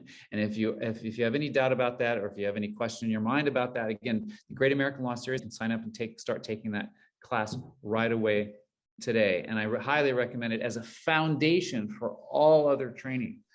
Once someone recently said, in the age of information, ignorance is a choice. Comments and questions. Anu, did I say that right? Anu or Anu? Yes. Hi, it's Anu. Anu. Yes, hi Dina. Hi. I just wanted to pose this question. I understand that it's about, I'm speaking about the WHO and the treaty. I understand that that the lawyers believe that the Supreme Court is not going to let that happen, but we're seeing what's going on now. The people don't know what their rights are, and they're just giving it up freely because they're told that that's what they should be doing. So my question, and that's where the fear is coming from a lot of people, because they can see what's going on now, even if it's unlawful and it's illegal. So my question to, I guess, Catherine is, if you and Dina say, okay, it's unlawful and legal, they have to go through this, they have to go through that, and the Supreme Court's probably not going to allow that to happen. But in order for the Supreme Court to make that decision, would it have to have a case in front of them, or do they have to say, or can they just say, no, this is not right on their own? So if they have to have a case brought up to them, then we might as well, we're just going through the same thing that we're going through right now with the. I'm giving a quick, Article 3 standing has a whole body of law. It has to be right. There has to be a case of controversy before the court. They did not issue advisory opinions. So yes, it has to come through a lawsuit. Well, that's what I'm saying. The same thing that's happening with the vaccines and the vaccine mandates, this could actually happen. This could actually happen with the signing of the treaty, and a minority group of us would be fighting against that as well, unless more people wake up. But the problem is people don't know their rights. They don't know what they're giving up. And until they know that, and until they feel the pain of giving up their rights, then, I think that's where a lot of us are fearful of. We know that it's illegal. We know that it's unlawful, but we also know what's happening now is illegal and unlawful, but it's continuing to go on. Well, the Supreme Court can't move without somebody bringing a case to it. So it can't just, render an opinion on the basis of nothing. Somebody has to bring a case to it. But my point is that it doesn't matter. It doesn't, even if somebody does bring a case, like if on the issue that we're talking about here, the WHO, a treaty, being bound by something like that, it doesn't matter. What Dina was talking about, the point that she was making with Kilo, is that the people ultimately nullified that. So however that comes about, that's how it needs to happen. Is, it ultimately, that's what that is. That was a, for all intents and purposes, it was nullification. So that's what we need to help people to become knowledgeable about. How can I put this? I have a friend who talks about UN Agenda 21. That's all she does. She goes to the grocery store, she's talking about, and she's finds some reason to talk, because every single thing you can imagine is all connected to, it's all wrapped up in the UN agenda. Okay, all of it. So there's no shortage of things to talk about. So she's constantly finding some reason to bring up a conversation with somebody, and she's talking about Agenda 21. That's what we need to do. This needs to be in the forefront of everybody's mind and go out there and talk about it. Yeah, like Chicken Little, the sky is falling. We need to educate each other to understand what's happening here, so that people can understand that it doesn't matter if the Supreme Court says, yes, the people individually at the local level, every level, we, the government, have the control over the people, and we can tell you what to do. And that we can assign your sovereignty and give up your right to say no to anybody, let alone, a World Health Organization, or a global governing body, because that's what this is leading to. This is just leading into that. So, people need to understand how and why that's not possible. It's just, the only way that it can happen is if we have enough ignorance, that I love the way Clint put it one time. My freedom and liberty is hinged on your ability and your knowledge and your ability to defend your own. But they don't teach our kids in school. Our kids don't know anything. Well, exactly. They don't know anything about how to defend their own rights. And UNESCO, not surprisingly, UNESCO is an arm of the UN.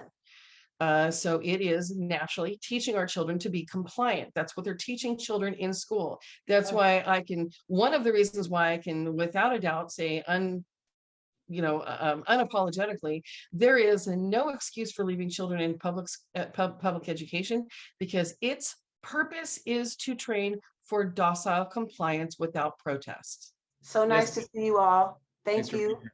And we'll talk soon. All right, Dina, thanks for being here. Awesome.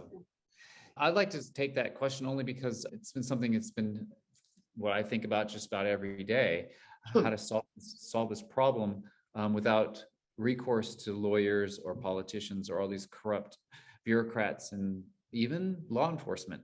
The best analogy as a Christian that I can think of is when you go out to evangelize and you go to share the beauty and story, the salvation of Christ, and to have people who were once living a life of temptation and sin and whatever you want to call it, and to turn themselves to the light. It's a transformation that happens. And that's what the Commoner Law Group exists, for people to transform themselves from rule followers, from compliant children who don't protest, to actual sovereigns. And it isn't, and maybe it's not an analogy to say it's a Christian ministry, because the common law was based on Christian principles, which is that we don't need a church, and we don't need a king, and we don't need a government to intercede. We have a direct connection with God. And that's why common law isn't just any other law. It's not just like, oh, let's see, shall I choose common law today, or shall I take commercial law? Shall I have civil law, or shall I have maritime law? How about Sharia law? Some people like that one. Maybe I'll try that one on today. No, it's not just one of any number of kinds of law. Common law is founded in the notion that you have born in you a remembrance of everything that God is. You are his creation. He hasn't left us. He speaks to us every moment as we're listening. So we have our own conscience that we can use to decide. And all of the educational system and all of this mainstream media and all the noise and the madness in the world is trying to teach us that we're isolated, individual, pleasure-seeking objects that have no connection to anything, no divine spark. And that's why we're losing if we're losing. And that's how also we're going to win. So my answer to the question of what to do is to learn, once again, who you are, to come back to your God conscious, to be the authority in your life, and first and foremost over yourself, to have the character to make the right decisions, to have your own life in order, but then of course your family, and then your neighborhood, your schools, your area, and to be the man or woman imbued with this divine spark to know the difference between right and wrong and good and bad, and to be able to determine it in a case-by-case basis as you live your life. We've got to stop following rules and start following our God-given conscience. And that's the difference. How you get people to do that, I want to know. Like, talk to me, tell me how you've done it. Send me emails at info@commonerlaw.com. Speak up about how you have tapped into your God conscious and how you are taking back the authority in every aspect of your life, in and around you, wherever you go, and how you inspire others to do the same. I want to know how to do that. We have the Great American Law Series. As I said earlier, it definitely succeeds in doing that. And then all of our courses are predicated on the same assumption. So let's hear some more folks. Natasha D, how are you? Hi, Clint. How are you? Gosh, long time. Way back in, right? When I lost my job because I won't take the job. So, and the common law was really very important and moving forward, especially with those documents and having that power of holding the aggressors accountable.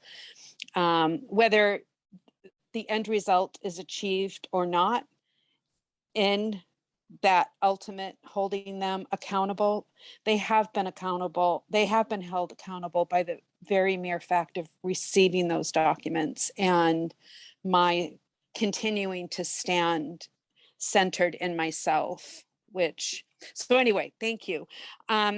What I wanted to, two things just quickly. Thank you for bringing Deanne and Catherine together. I very much appreciated what you, Catherine, have shared, and Deanna as well. It's actually Dina. But go ahead. Dina, yeah, thank you. And, I've been, I know people have different positions on this, but I did correct my status with the State Department. I have placed state agencies on notice that I'm not in their jurisdiction, and I continue to learn and stand on my liberty. And my document that I stand on is the Declaration of Independence. And the Constitution is merely, what I tell some people, is the job description for those who run for office. And anyway, in the 14th Amendment, if you want man-given rights, go for it.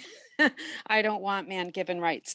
One other thing is Plotinus and Plato's philosophy. Plotinus has a wonderful treatise on free will. So it's not just quote Christian. There's ancient ideas that hold to this. So, okay, so question to you, Clint and Suan, is I am sitting in the Federal Depository Library in Los Angeles during the week doing various research, one area specific in regards to the IRS and taxes due to my own situation from something in the past. So how can I participate in that Thursday research group that you were talking about? I'll put the link again. You can, if you go back to the chat a little bit, you can find it. I'll cut and paste it. And so okay. Oh, I can look for it. yeah, it's this Thursday, I believe 5 o'clock Pacific, 8 o'clock Eastern. Okay. Okay. Great to have you. So thank you. Good to see you both. Okay. You're welcome. Thank you, Catherine. Thank you. All right, let's hear from Darylyn. Thanks for being here. Hi, thank you. I don't know if this is a question that could be answered in a short way, but knowing we have an illegitimate administration, we didn't vote him in.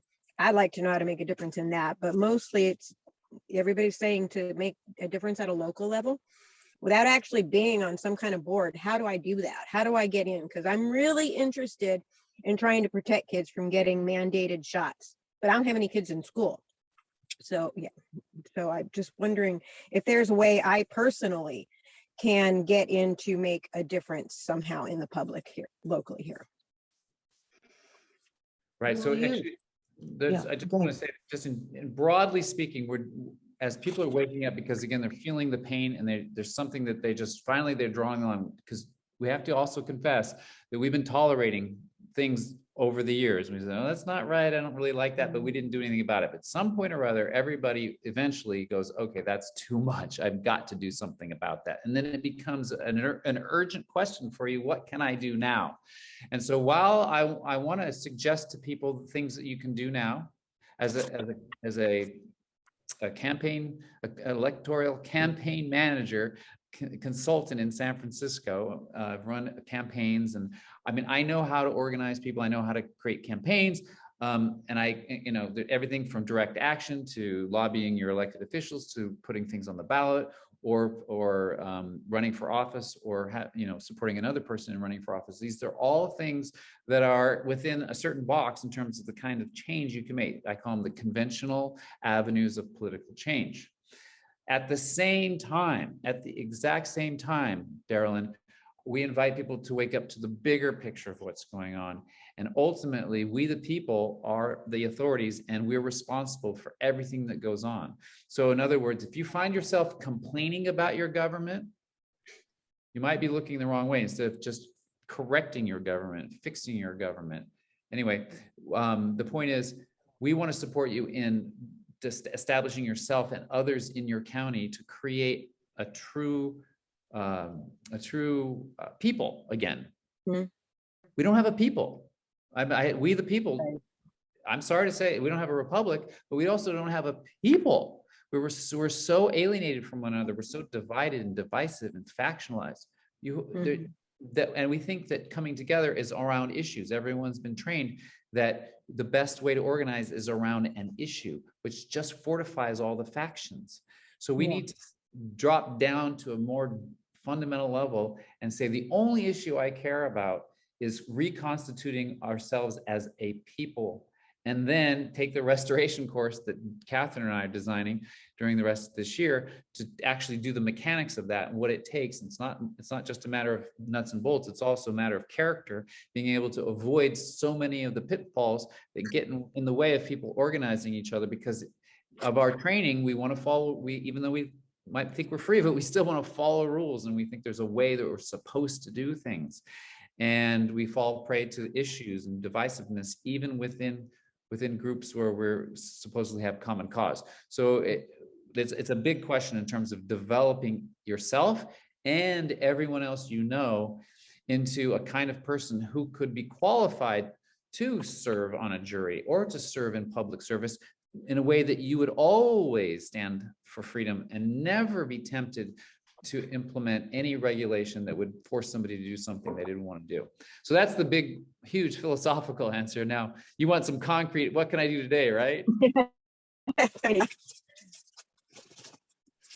So what are some things you've thought of?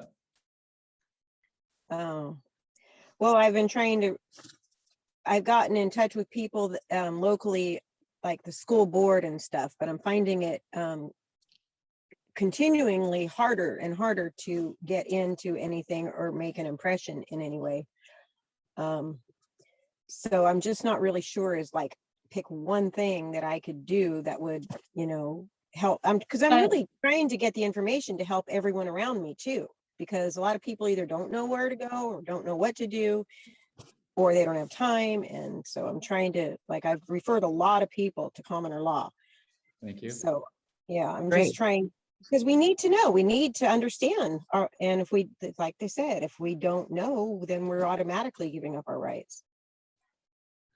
For another perspective, which is also a deep philosophical, I guess you could say, point of view.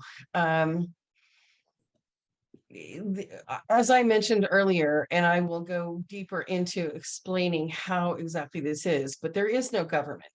So when you're talking about your school boards, you're talking about, okay, so without getting too deep into the details of that, you want to take control over your government, but it isn't government. It's not, it doesn't answer to you. So that's the first thing, is to understand that they don't answer to you. Right. You want them to, you think that you elected them. You think that they're there because you put them there, but they're not.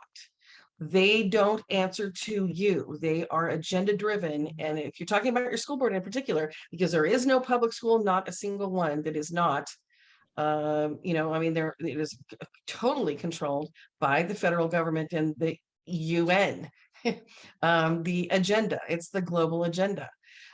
So if there's any point where in our current system, if there's any point where it seems like you've had some success at getting through and getting them to stop a certain thing, for example, the masking or the, like you said, mandates, vaccinations, whatever your concern is, I guarantee you that it's a bone that's being thrown. Because if everything that you complain about and they never ever concede to the people, then there's going to be unrest, and that's not what they want. So, and they also want to, there's an intention there to keep you engaged.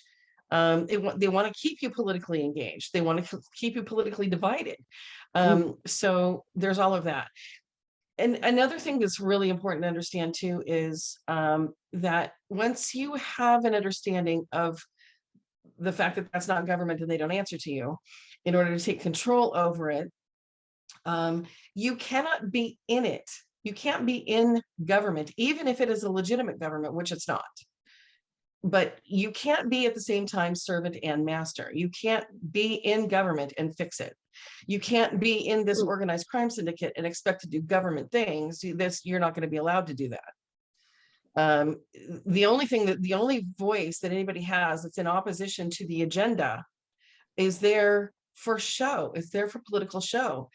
Your vote, if you're in opposition, if you're in it, let's say you get on the school board. If you're on the school board and your vote is in opposition to the rest of the board and the agenda, your voice is inconsequential. You're not going to get your way, and you're never going to be in a majority vote. It's simply not going to happen. It is agenda driven. And so it's really important to understand if that leads me to answer another big question that almost everybody has, and everybody feels like, go and talk to your representatives, go and write them letters and make calls and all that kind of stuff. Well, you're making calls and you're writing letters to educate what you think is your legislators or your elected representatives, and they don't answer to you. So all it does is it tells them that you don't know who you're talking to, and you don't know that you are at the top of the order of authority, and that they should be fearing you, not the other way around. So, come back and we'll dive deep into that, and exactly the things that you can do. In the meantime, if you want something to do now that's going to be effective, reach out to other people. These issues, the masking, let me make a short list for you here. So the masking, the vaccine, the so-called vaccine, the comprehensive sexuality education, the critical race theory, the you name your item, your issue, your bad thing. Those things are useful. You can't just whack at those things and then stop those things and then breathe a sigh of relief and like everything's fine now because we got rid of critical race theory. No. It is 100%, everything about it is bad.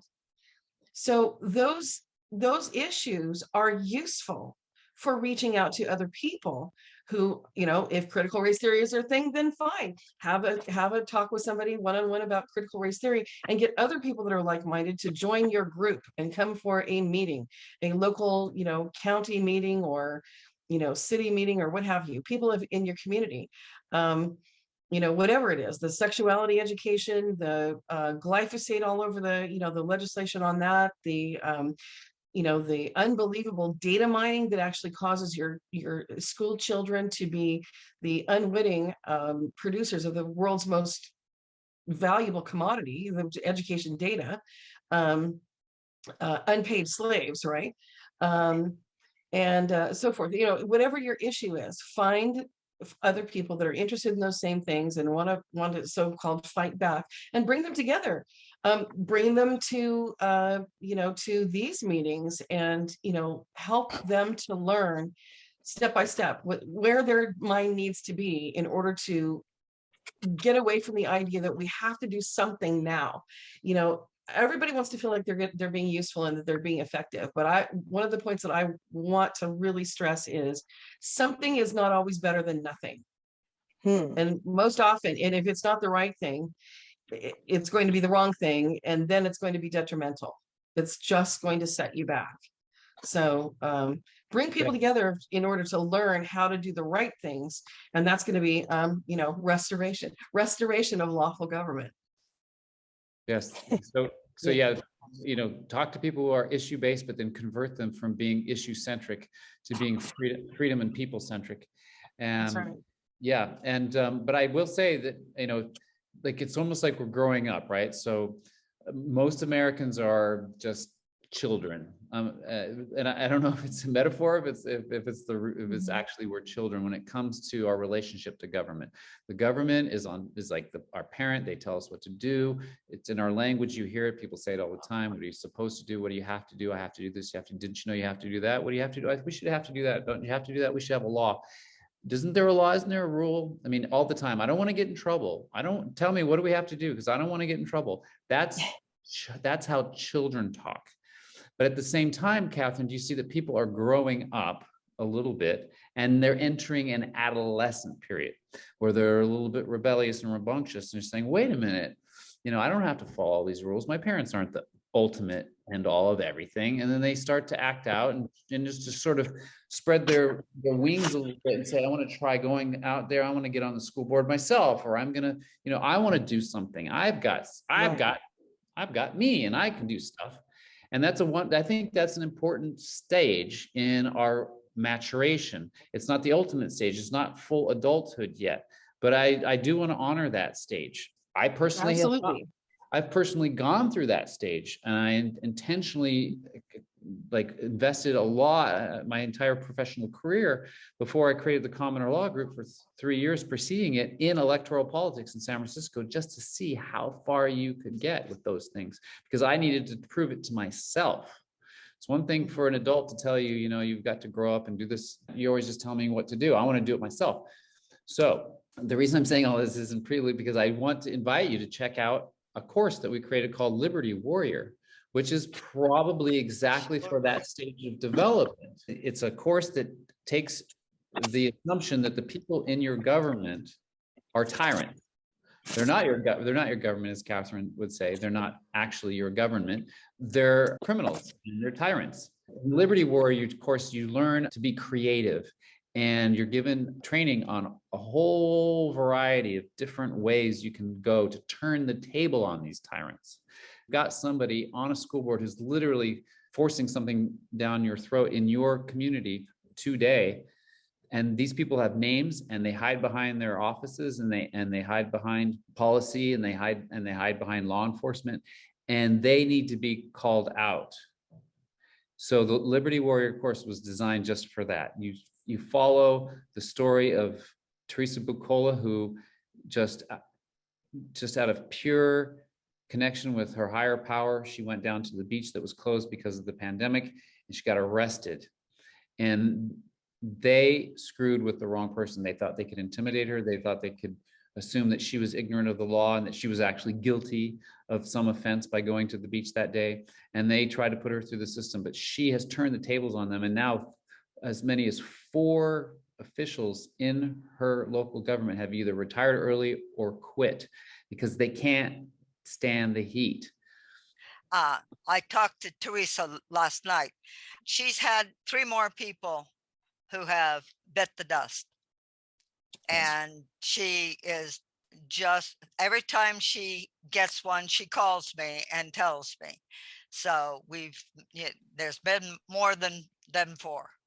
Yeah, we got to smoke people out. We got to smoke them out. Yes. And because the truth is that they don't like to be put on the spot. They went into government because they thought it was going to be a sweetheart deal where they would have a cushy job and they just do what they're supposed to do and get their pension when they retire. So they don't like to have the attention. They don't like to be scrutinized as we should. And in fact, it's good practice, because when we do install the perfect government, because we've restored the republic, we still have to be vigilant, and we still have to know how to keep a watchful eye over every committee or supervisory body or legislature or city council or wherever any of the halls of power. We need to be very well practiced in keeping those people and making sure that they know that they will be found out, and that so that even before they think to do something, they know that they're being watched and they're not going to be able to get away with it, because we the people aren't going to let them. We're not going to go to sleep again, and we're not going to let them off the hook. So that's what I can recommend to you, Darylyn. Thank you. Absolutely. So yeah, let's stay in touch. Send me an email, Darylyn. I'd love to talk with you more. It sounds like that you're right in the thick of it, and I'd love to exchange some ideas with you. Okay. So any more questions or comments from folks? This has been a very rich conversation. I love being with you all. I say lately I've been saying you guys keep me sane, because when we're together as sharing a common purpose of liberty, I am strengthened by you. I don't have to fall prey to the temptation to agree or disagree with you on this issue or that issue, or, I don't have to have that conversation. What do you think about Ukraine? Or what do you think about Roe versus Wade? Or what do you think about the travel restrictions? What do you think about? I don't want to have those conversations anymore. I don't want to have those divisive conversations anymore. I want to talk with people like yourselves who are looking for the truth and to really dig deeper and recognize each other as the people first and foremost, and that we don't have to agree on things. We don't have to share opinions. We can be widely diverse as long as we all respect our absolute God-given natural rights to freedom, happiness, prosperity, life, and liberty. Those are the things those are the people I want to be with. And that, in fact, what makes a people and not just subjects. Hey, is it Tzok? Yes. Hello. I did it. Clint, nice to meet you. Nice to virtually see you. You too. So yeah, earlier when we started, you mentioned something about what might be the cause for alarm, right, with these international bodies meeting. And there was a few comments about, decades or a couple or a few generations of history building up to, where we are now. My background has been in a couple other areas. Law has been one for 10, 12 or more years, and also the Mystery Babylon religion. So the roots I see are much more ancient than, in the last century or even two. And I've done a little bit of dabbling just with tracing the Bush lineage. And I don't know if someone's familiar with William Cooper's Mystery Babylon series, but in one of those episodes, they go back and trace the Bush lineage at least a couple hundred years, probably longer. And I went from there and used Wikipedia for the rest, just tracing one line. And I got back to Constantine. So, the one who allegedly decided which books were going to make up the Bible, right, at the Council of Nicaea. So if that bloodline, right, and we understand how the European monarchy has been incestual, right, for a long time, leading to essentially one mega family that has made up not only the European monarchy, but also the European political elite and the American political elite. And what percentage of these people, right, make up the world, right? How many people are there in the world? There's about 8 billion, give or take, right? Let's say 8 billion people. And if maybe these aren't just like bloodline people who are in control, right? Let's say it might be a few of them within a family. But if you are going to say there's maybe 300,000 Lex Luthors in the world, right? And we understand who the Lex Luthor might be, right?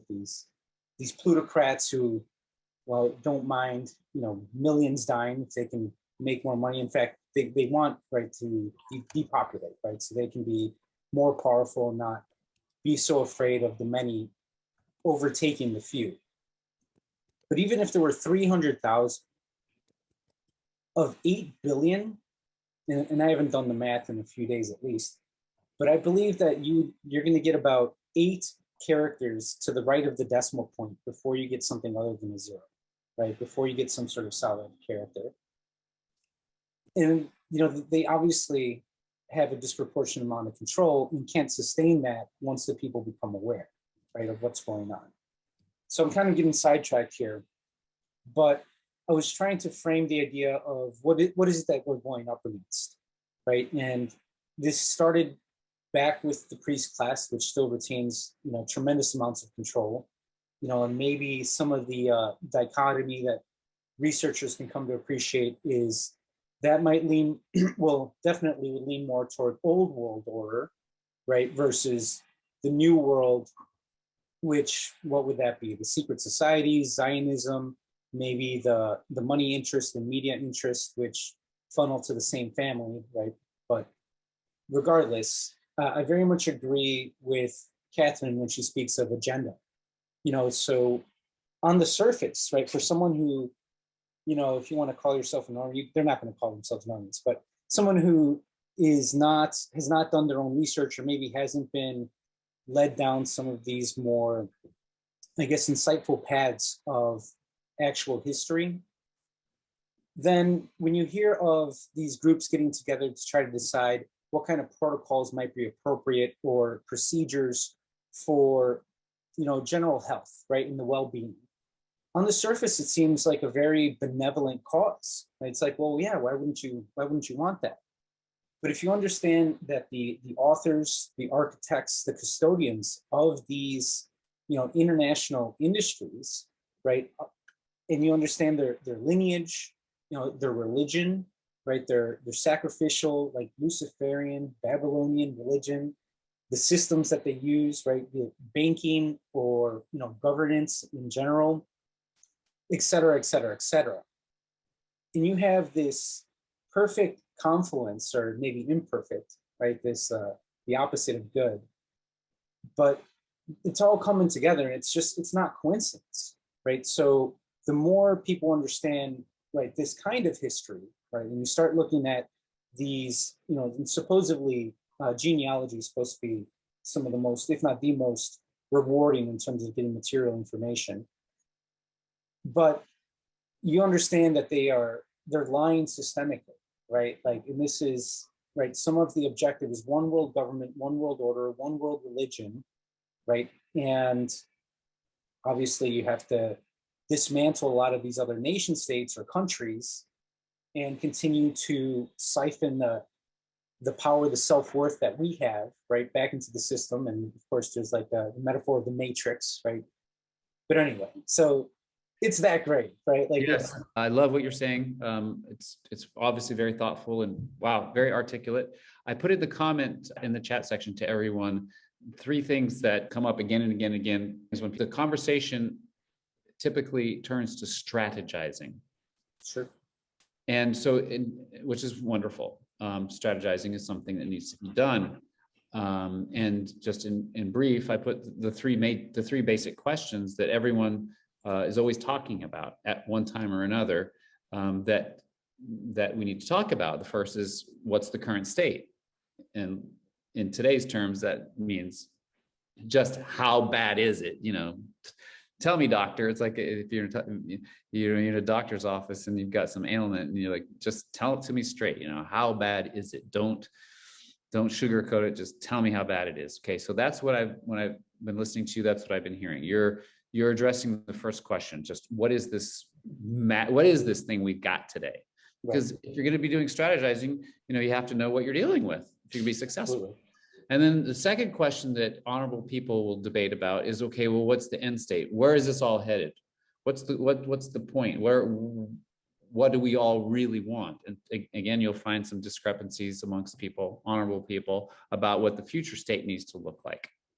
And of course, then the third question is, how do we get from where we are to where we want to be? So those are the questions that continue to come up over and over again. Those are the strategy questions.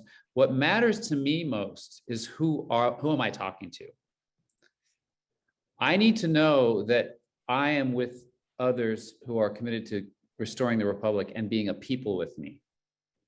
So I'm going to strategize with people who share that common knowledge of who we are. If you are a renegade, if you're a cowboy, if you're a conspiracy theorist, researcher, whatever you want, stereotypes or archetypes of people today that are truthers, and I might even count myself as any one of those things as well. What matters is, are you a divine sovereign individual who collectively are the sovereign of the land in which you live? And are you willing to act like that and be together with others in that way? So that all of your observations and all your research about the Babylonians and thousands of years of bloodlines and potential strategies to enslave the human race to varying success over the millennia, that all that information contextualized within a person who is one with me as a people, sovereign to this land, is a kind of conversation that I can have. But I don't want to have a conversation, no matter how researched you are, no matter how intelligent you are, if you're not one of the people, then it's not gonna, it's just the context is decisive in that way. So I all the agree. yeah. So I'm gonna ask you straight up, who Sure. are you? Yeah, no, of course. I think that's more than a fair question. I think it would be irresponsible to not know who you're speaking with, right, and where they come from, and if they're genuine, and this develops over time. I definitely, it's a resounding yes for me. I'm one of the people, and I do feel this stewardship as a man, right? And I was going to say human, but I just started this other course by Greg Paul, where he makes the distinction between human, man, right? The color of man or color of, anyway. So I'm very much foreign of the people in terms of making a difference. I have these kind of academic research kind of background, but at the same time, I very much want to, champion a lot of the spirit of Fred Hampton, right, and the Black Panther Party, who started to feed the local community. They have a breakfast program, and they would have people, armed, in armor or like leather jackets, right, standing on the corners with shotguns and rifles, and the police were not allowed, right? Like, police were not allowed in that area. It was known, right? These ethnic barriers started getting knocked down, right, and communities starting to come together, and there was real social change happening, which became really alarming, right? And I don't want to get into that too much, but the idea of making a difference, right? Because we are the ones who make law, right? So we can come together by agreement with good cause, be informed, operate in the public light, right? Which can purge a lot of this evil intent, right? Because they have to operate in the shadows for them, at least maybe up until recently. Now they're kind of coming more and more forward with, even Satanism, a lot of other things. But we have the right, we have the responsibility to organize, right? We can create communities, we should, right? And they're trying to demonize us, and they have historically, and it was easier because we didn't have the internet. But now we're connected all over, right? All over the world, right? So we have what I feel like we are, the few generations around us, like us, we have a unique opportunity in the history of man, that technology has put us in a position to overcome the de facto phenomenon that when there's government, that it must operate behind effective closed doors. Because now we have, right, internet, we have audio, we have video, we can be connected into any conference room anywhere in the world on the fly. And so we can open source government.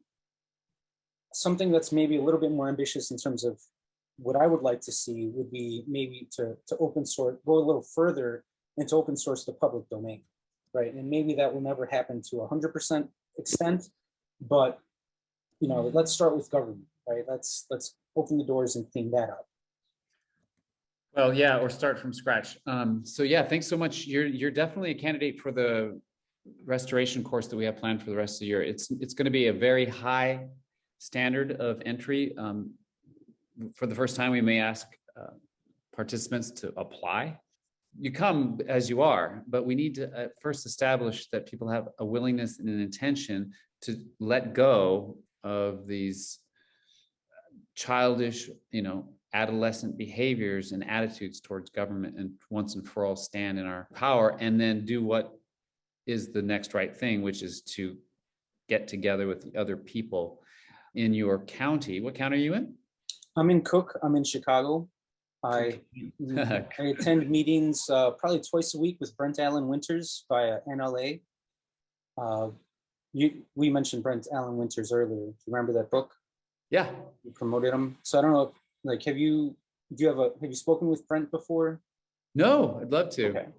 Yeah, no, he's a great speaker. He just kind of drips wisdom, whenever he opens his mouth. And, but he's part of the National Liberty Alliance initiative. Think of it as a more holistic and a better organized National Liberty Alliance. is what restoration will be. I've just seen too many county committees floundering in my own county in San Francisco. And so we're going to combine the nuts and bolts of county committees of safety, et cetera. Thankfully, we don't have to reinvent the wheel on that. It's, the founding documents of our nation were written by people who were representing their counties. And so fortunately, we don't have to reinvent that wheel. But besides the nuts and bolts, I also happen to be a professional coach and trainer. For 20 years, I've worked with executives in the commercial aspects, right, in Silicon Valley, and their small startup teams. And so I've determined how to create durable organizations that are purpose-driven and have the impact that they want to have, and not fall prey to the pretty large number of pitfalls that so many groups fall into. So when I say holistic, we're going to combine the kinds of stuff you might read in the National Liberty Alliance in terms of the nuts and bolts and the history and the context with American history and that sort of stuff. It's all solid work, but we're also going to introduce what it is to actually organize, to be together with other human beings, to actually be a people. This is what's missing, unfortunately. We have a really hard time in this era, growing up in this time and place, the modern era, where we're alienated from one another. We're taught to be individualistic and separate. It's almost impossible, especially people who aren't part of the mainstream sheeple mentality. The people on the fringe, we'll say, for lack of a better word, fringy people are hard to organize. And you might succeed in getting them all in the same room, maybe even meeting every Tuesday night in somebody's living room for a good period of time, but their actual ability to accomplish anything is not always guaranteed because, again, the human foibles that prohibit us from being one thing. United, if we're honest, we don't want to be united. We don't want to be organized. We actually, if you watch these groups, you can see individuals operating that indicate that they don't really want to be a whole. They want to be a collection of individuals at best, and certainly a singular individual. So it's a transformation that has to happen in terms of the individual, his own character, but also to learn a literacy. We lack a literacy about how to be together in groups. And it's not as simple as just saying, hey, we're going to follow Robert's Rules of Order. That's not it. It's like not even close. We have to understand what it means to be a we. So not only do we lack a people, we lack a we. We don't know what it means to be a we. We've lost the spirit of we. At best, we're a collection of individuals, and that ain't it. We're the collective sovereigns. We're not just a bunch of individual sovereigns who happen to get together. We have to generate a purpose that unites us. Otherwise, we will fall prey to all of the pitfalls, including getting separated on different issues. Absolutely. We will be offering this training, and it will be holistic because we're committed that people succeed. We're not just going to throw them a handbook and say, here's the 10 things you need to do, and then cross our fingers. That it's not working. If you're interested in participating with the Commoner Law Group in creating a restoration in your county based on the principles of the nuts and bolts of a true county committee, as we've got from history, combined with personal growth in terms of your own personal character and learning some literacy about how to be together with others and be a people in the first place, then send an email to info@commonerlaw.com and say, I'm interested. Catherine and I are going to be building this, and we're very excited about it. We think that it's going to make the difference. Right.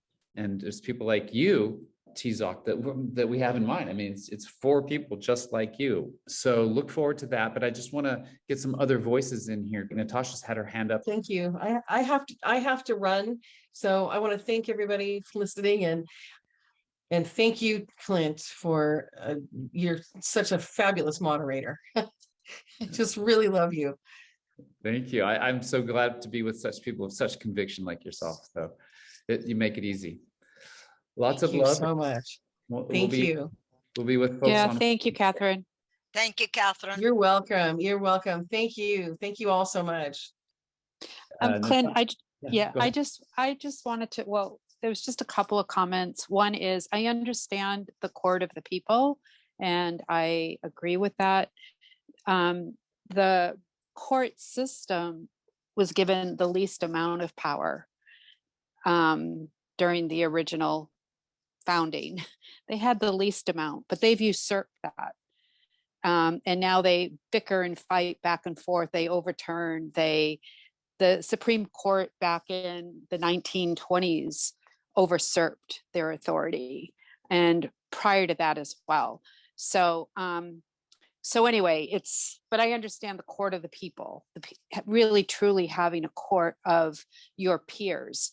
So, but the other thing I wanted to comment on in regards to something that you were talking about just a little bit ago, and that is, I think it's important that people refer back to the original writings of those who founded, including the wives. The wives were very involved in this. You have And a source of wives? I'd love, if you have one, I'd love to read it. well, a lot of these letters are at USC, and I can't get in there now because of the injection and the mask wearing, the diaper wearing. But you know, even if you just go and read what they now call the Anti-Federalist Papers and the Federalist Papers, you really see it. Yeah, you really see, because when I was rereading them this past year, you really see the maturity level of being able to discuss ideas and differing with each other. And one speech that stands out to everybody, Patrick Henry's, right? Give me liberty, give me death. But that speech has turned into a platitude. Give me liberty, give me death, right? And people like put their stake in the ground in it. They've never read it to begin with.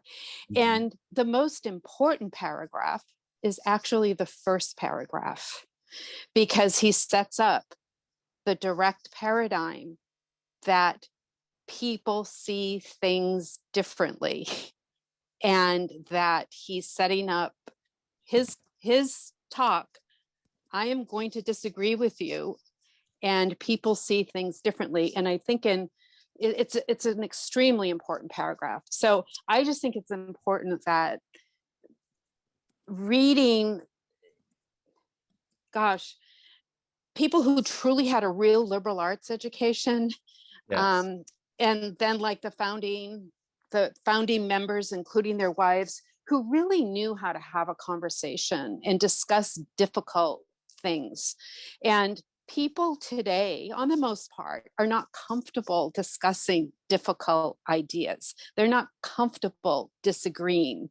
And within the past 40 years, there's too much psychology that's been brought into how we're supposed to have these difficult conversations. And it's a control mechanism, because we're all supposed to agree. We're all supposed to feel good. And I'm sorry, you know what? You are going to cause someone to feel offended. Now, how that person who feels offended handles it and deals with it and can continue on with the conversation and back and forth, that's part of having difficult conversations. So I won't say anything further. I don't want to repeat myself, but and this includes whether you're discussing philosophical ideas, religious ideas, political ideas, science, medicine, so anyway, I just think those founding writings are really, I think it's good homework. Yeah. and it's just so good much fun. example. I just bought 4 days ago the Anti-Federalist Papers, because Yeah, I love it. It's my favorite. well, yeah, One of my favorites. Yeah. There's a good number of us are constitutionalists, and the Constitution is like this document that can't be questioned. And I don't want to. I'm a guy who wants to get to the fundamentals of everything. And so yeah, I want to hear the Anti-Federalist. And right. And what when I reread the Anti-Federalist Papers last year, it was like, everything they were warning about of having this centralized federal system that Yeah. wasn't meant to be as it is, even how they kind of initially set it up, we're there today. Exactly. The So, Constitution yeah. was supposed to immunize us from tyranny. That was the goal, and it did include the admonition that we all keep it alive. But we have to be vigilant. We can't go to sleep. Actually, At the same time, we should be able to focus on our own lives and prosper without concern about people's. well, and the federal government was set up to have diplomats, to have like ambassadors, because the nation of Vermont and the nation of Massachusetts, these were independent nations, and the setting up of, quote, this federal government was only for ambassadorship, for international contracts, etc. But Patrick Henry and others saw, where that would go, the danger in even having it exist. And I agree with them, I agree with them. It never should have been brought into power. And I adhere to the Constitution actually sets up a paradigm for tyranny. So, and Kurt Gödel, who was an equal to Einstein actually saw Kurt Gödel above him. Kurt Gödel saw the pivot in the Constitution that would lead to tyranny. So, but anyway, I don't want to, I know there's other people that want to share things, but enjoy the Anti-Federalists. I'm excited It's about lovely. critical period of American history, that experimental phase where anything was possible, and there was so much. Someone calculated 13 colonies with how many different forms of government. It's a political scientist's dream to run all those experiments in a relatively free environment and to get the results of that. And so the Federalist and the Anti-Federalist papers, as far as I understand, are discussing the learnings from all these various political experiments that were happening in that era. So for us to really to be like them, we need to be conversant just as they were in those various topics. Sounds like you are, and I love it. Well, still heading that way. Right? A lot to learn. Yeah. Well, yeah. Yeah. I mean, Always, right? Back in that day, people started learning about the law right away, very early. Right. On. That's one reason why they were able to overthrow the king, and especially in ongoing cases that were happening at that time when the king did have that power over the colonies, they were reading Black's Law. I mean, they had Bouvier's, they knew this inside and out. The common man did, to where they were able to fight back. They weren't uneducated people. So thank you. You're welcome. I do know I got a lot of information specifically about the WHO and the power grab from Intercessors for America, IFA. So if anybody wants to go to that, they have a lot of information and it's really good too. Thanks for coming. I really appreciate you all. It's been amazing to be with you and talk about the most important things that we need to talk about. Well, I really appreciate you all, and it's just wonderful to be in the company with such wonderful people. Thank you, everybody. Yes, thank you so much for everything, especially being in charge of this meeting. It's great. Thank you. Thanks. Bye, everyone.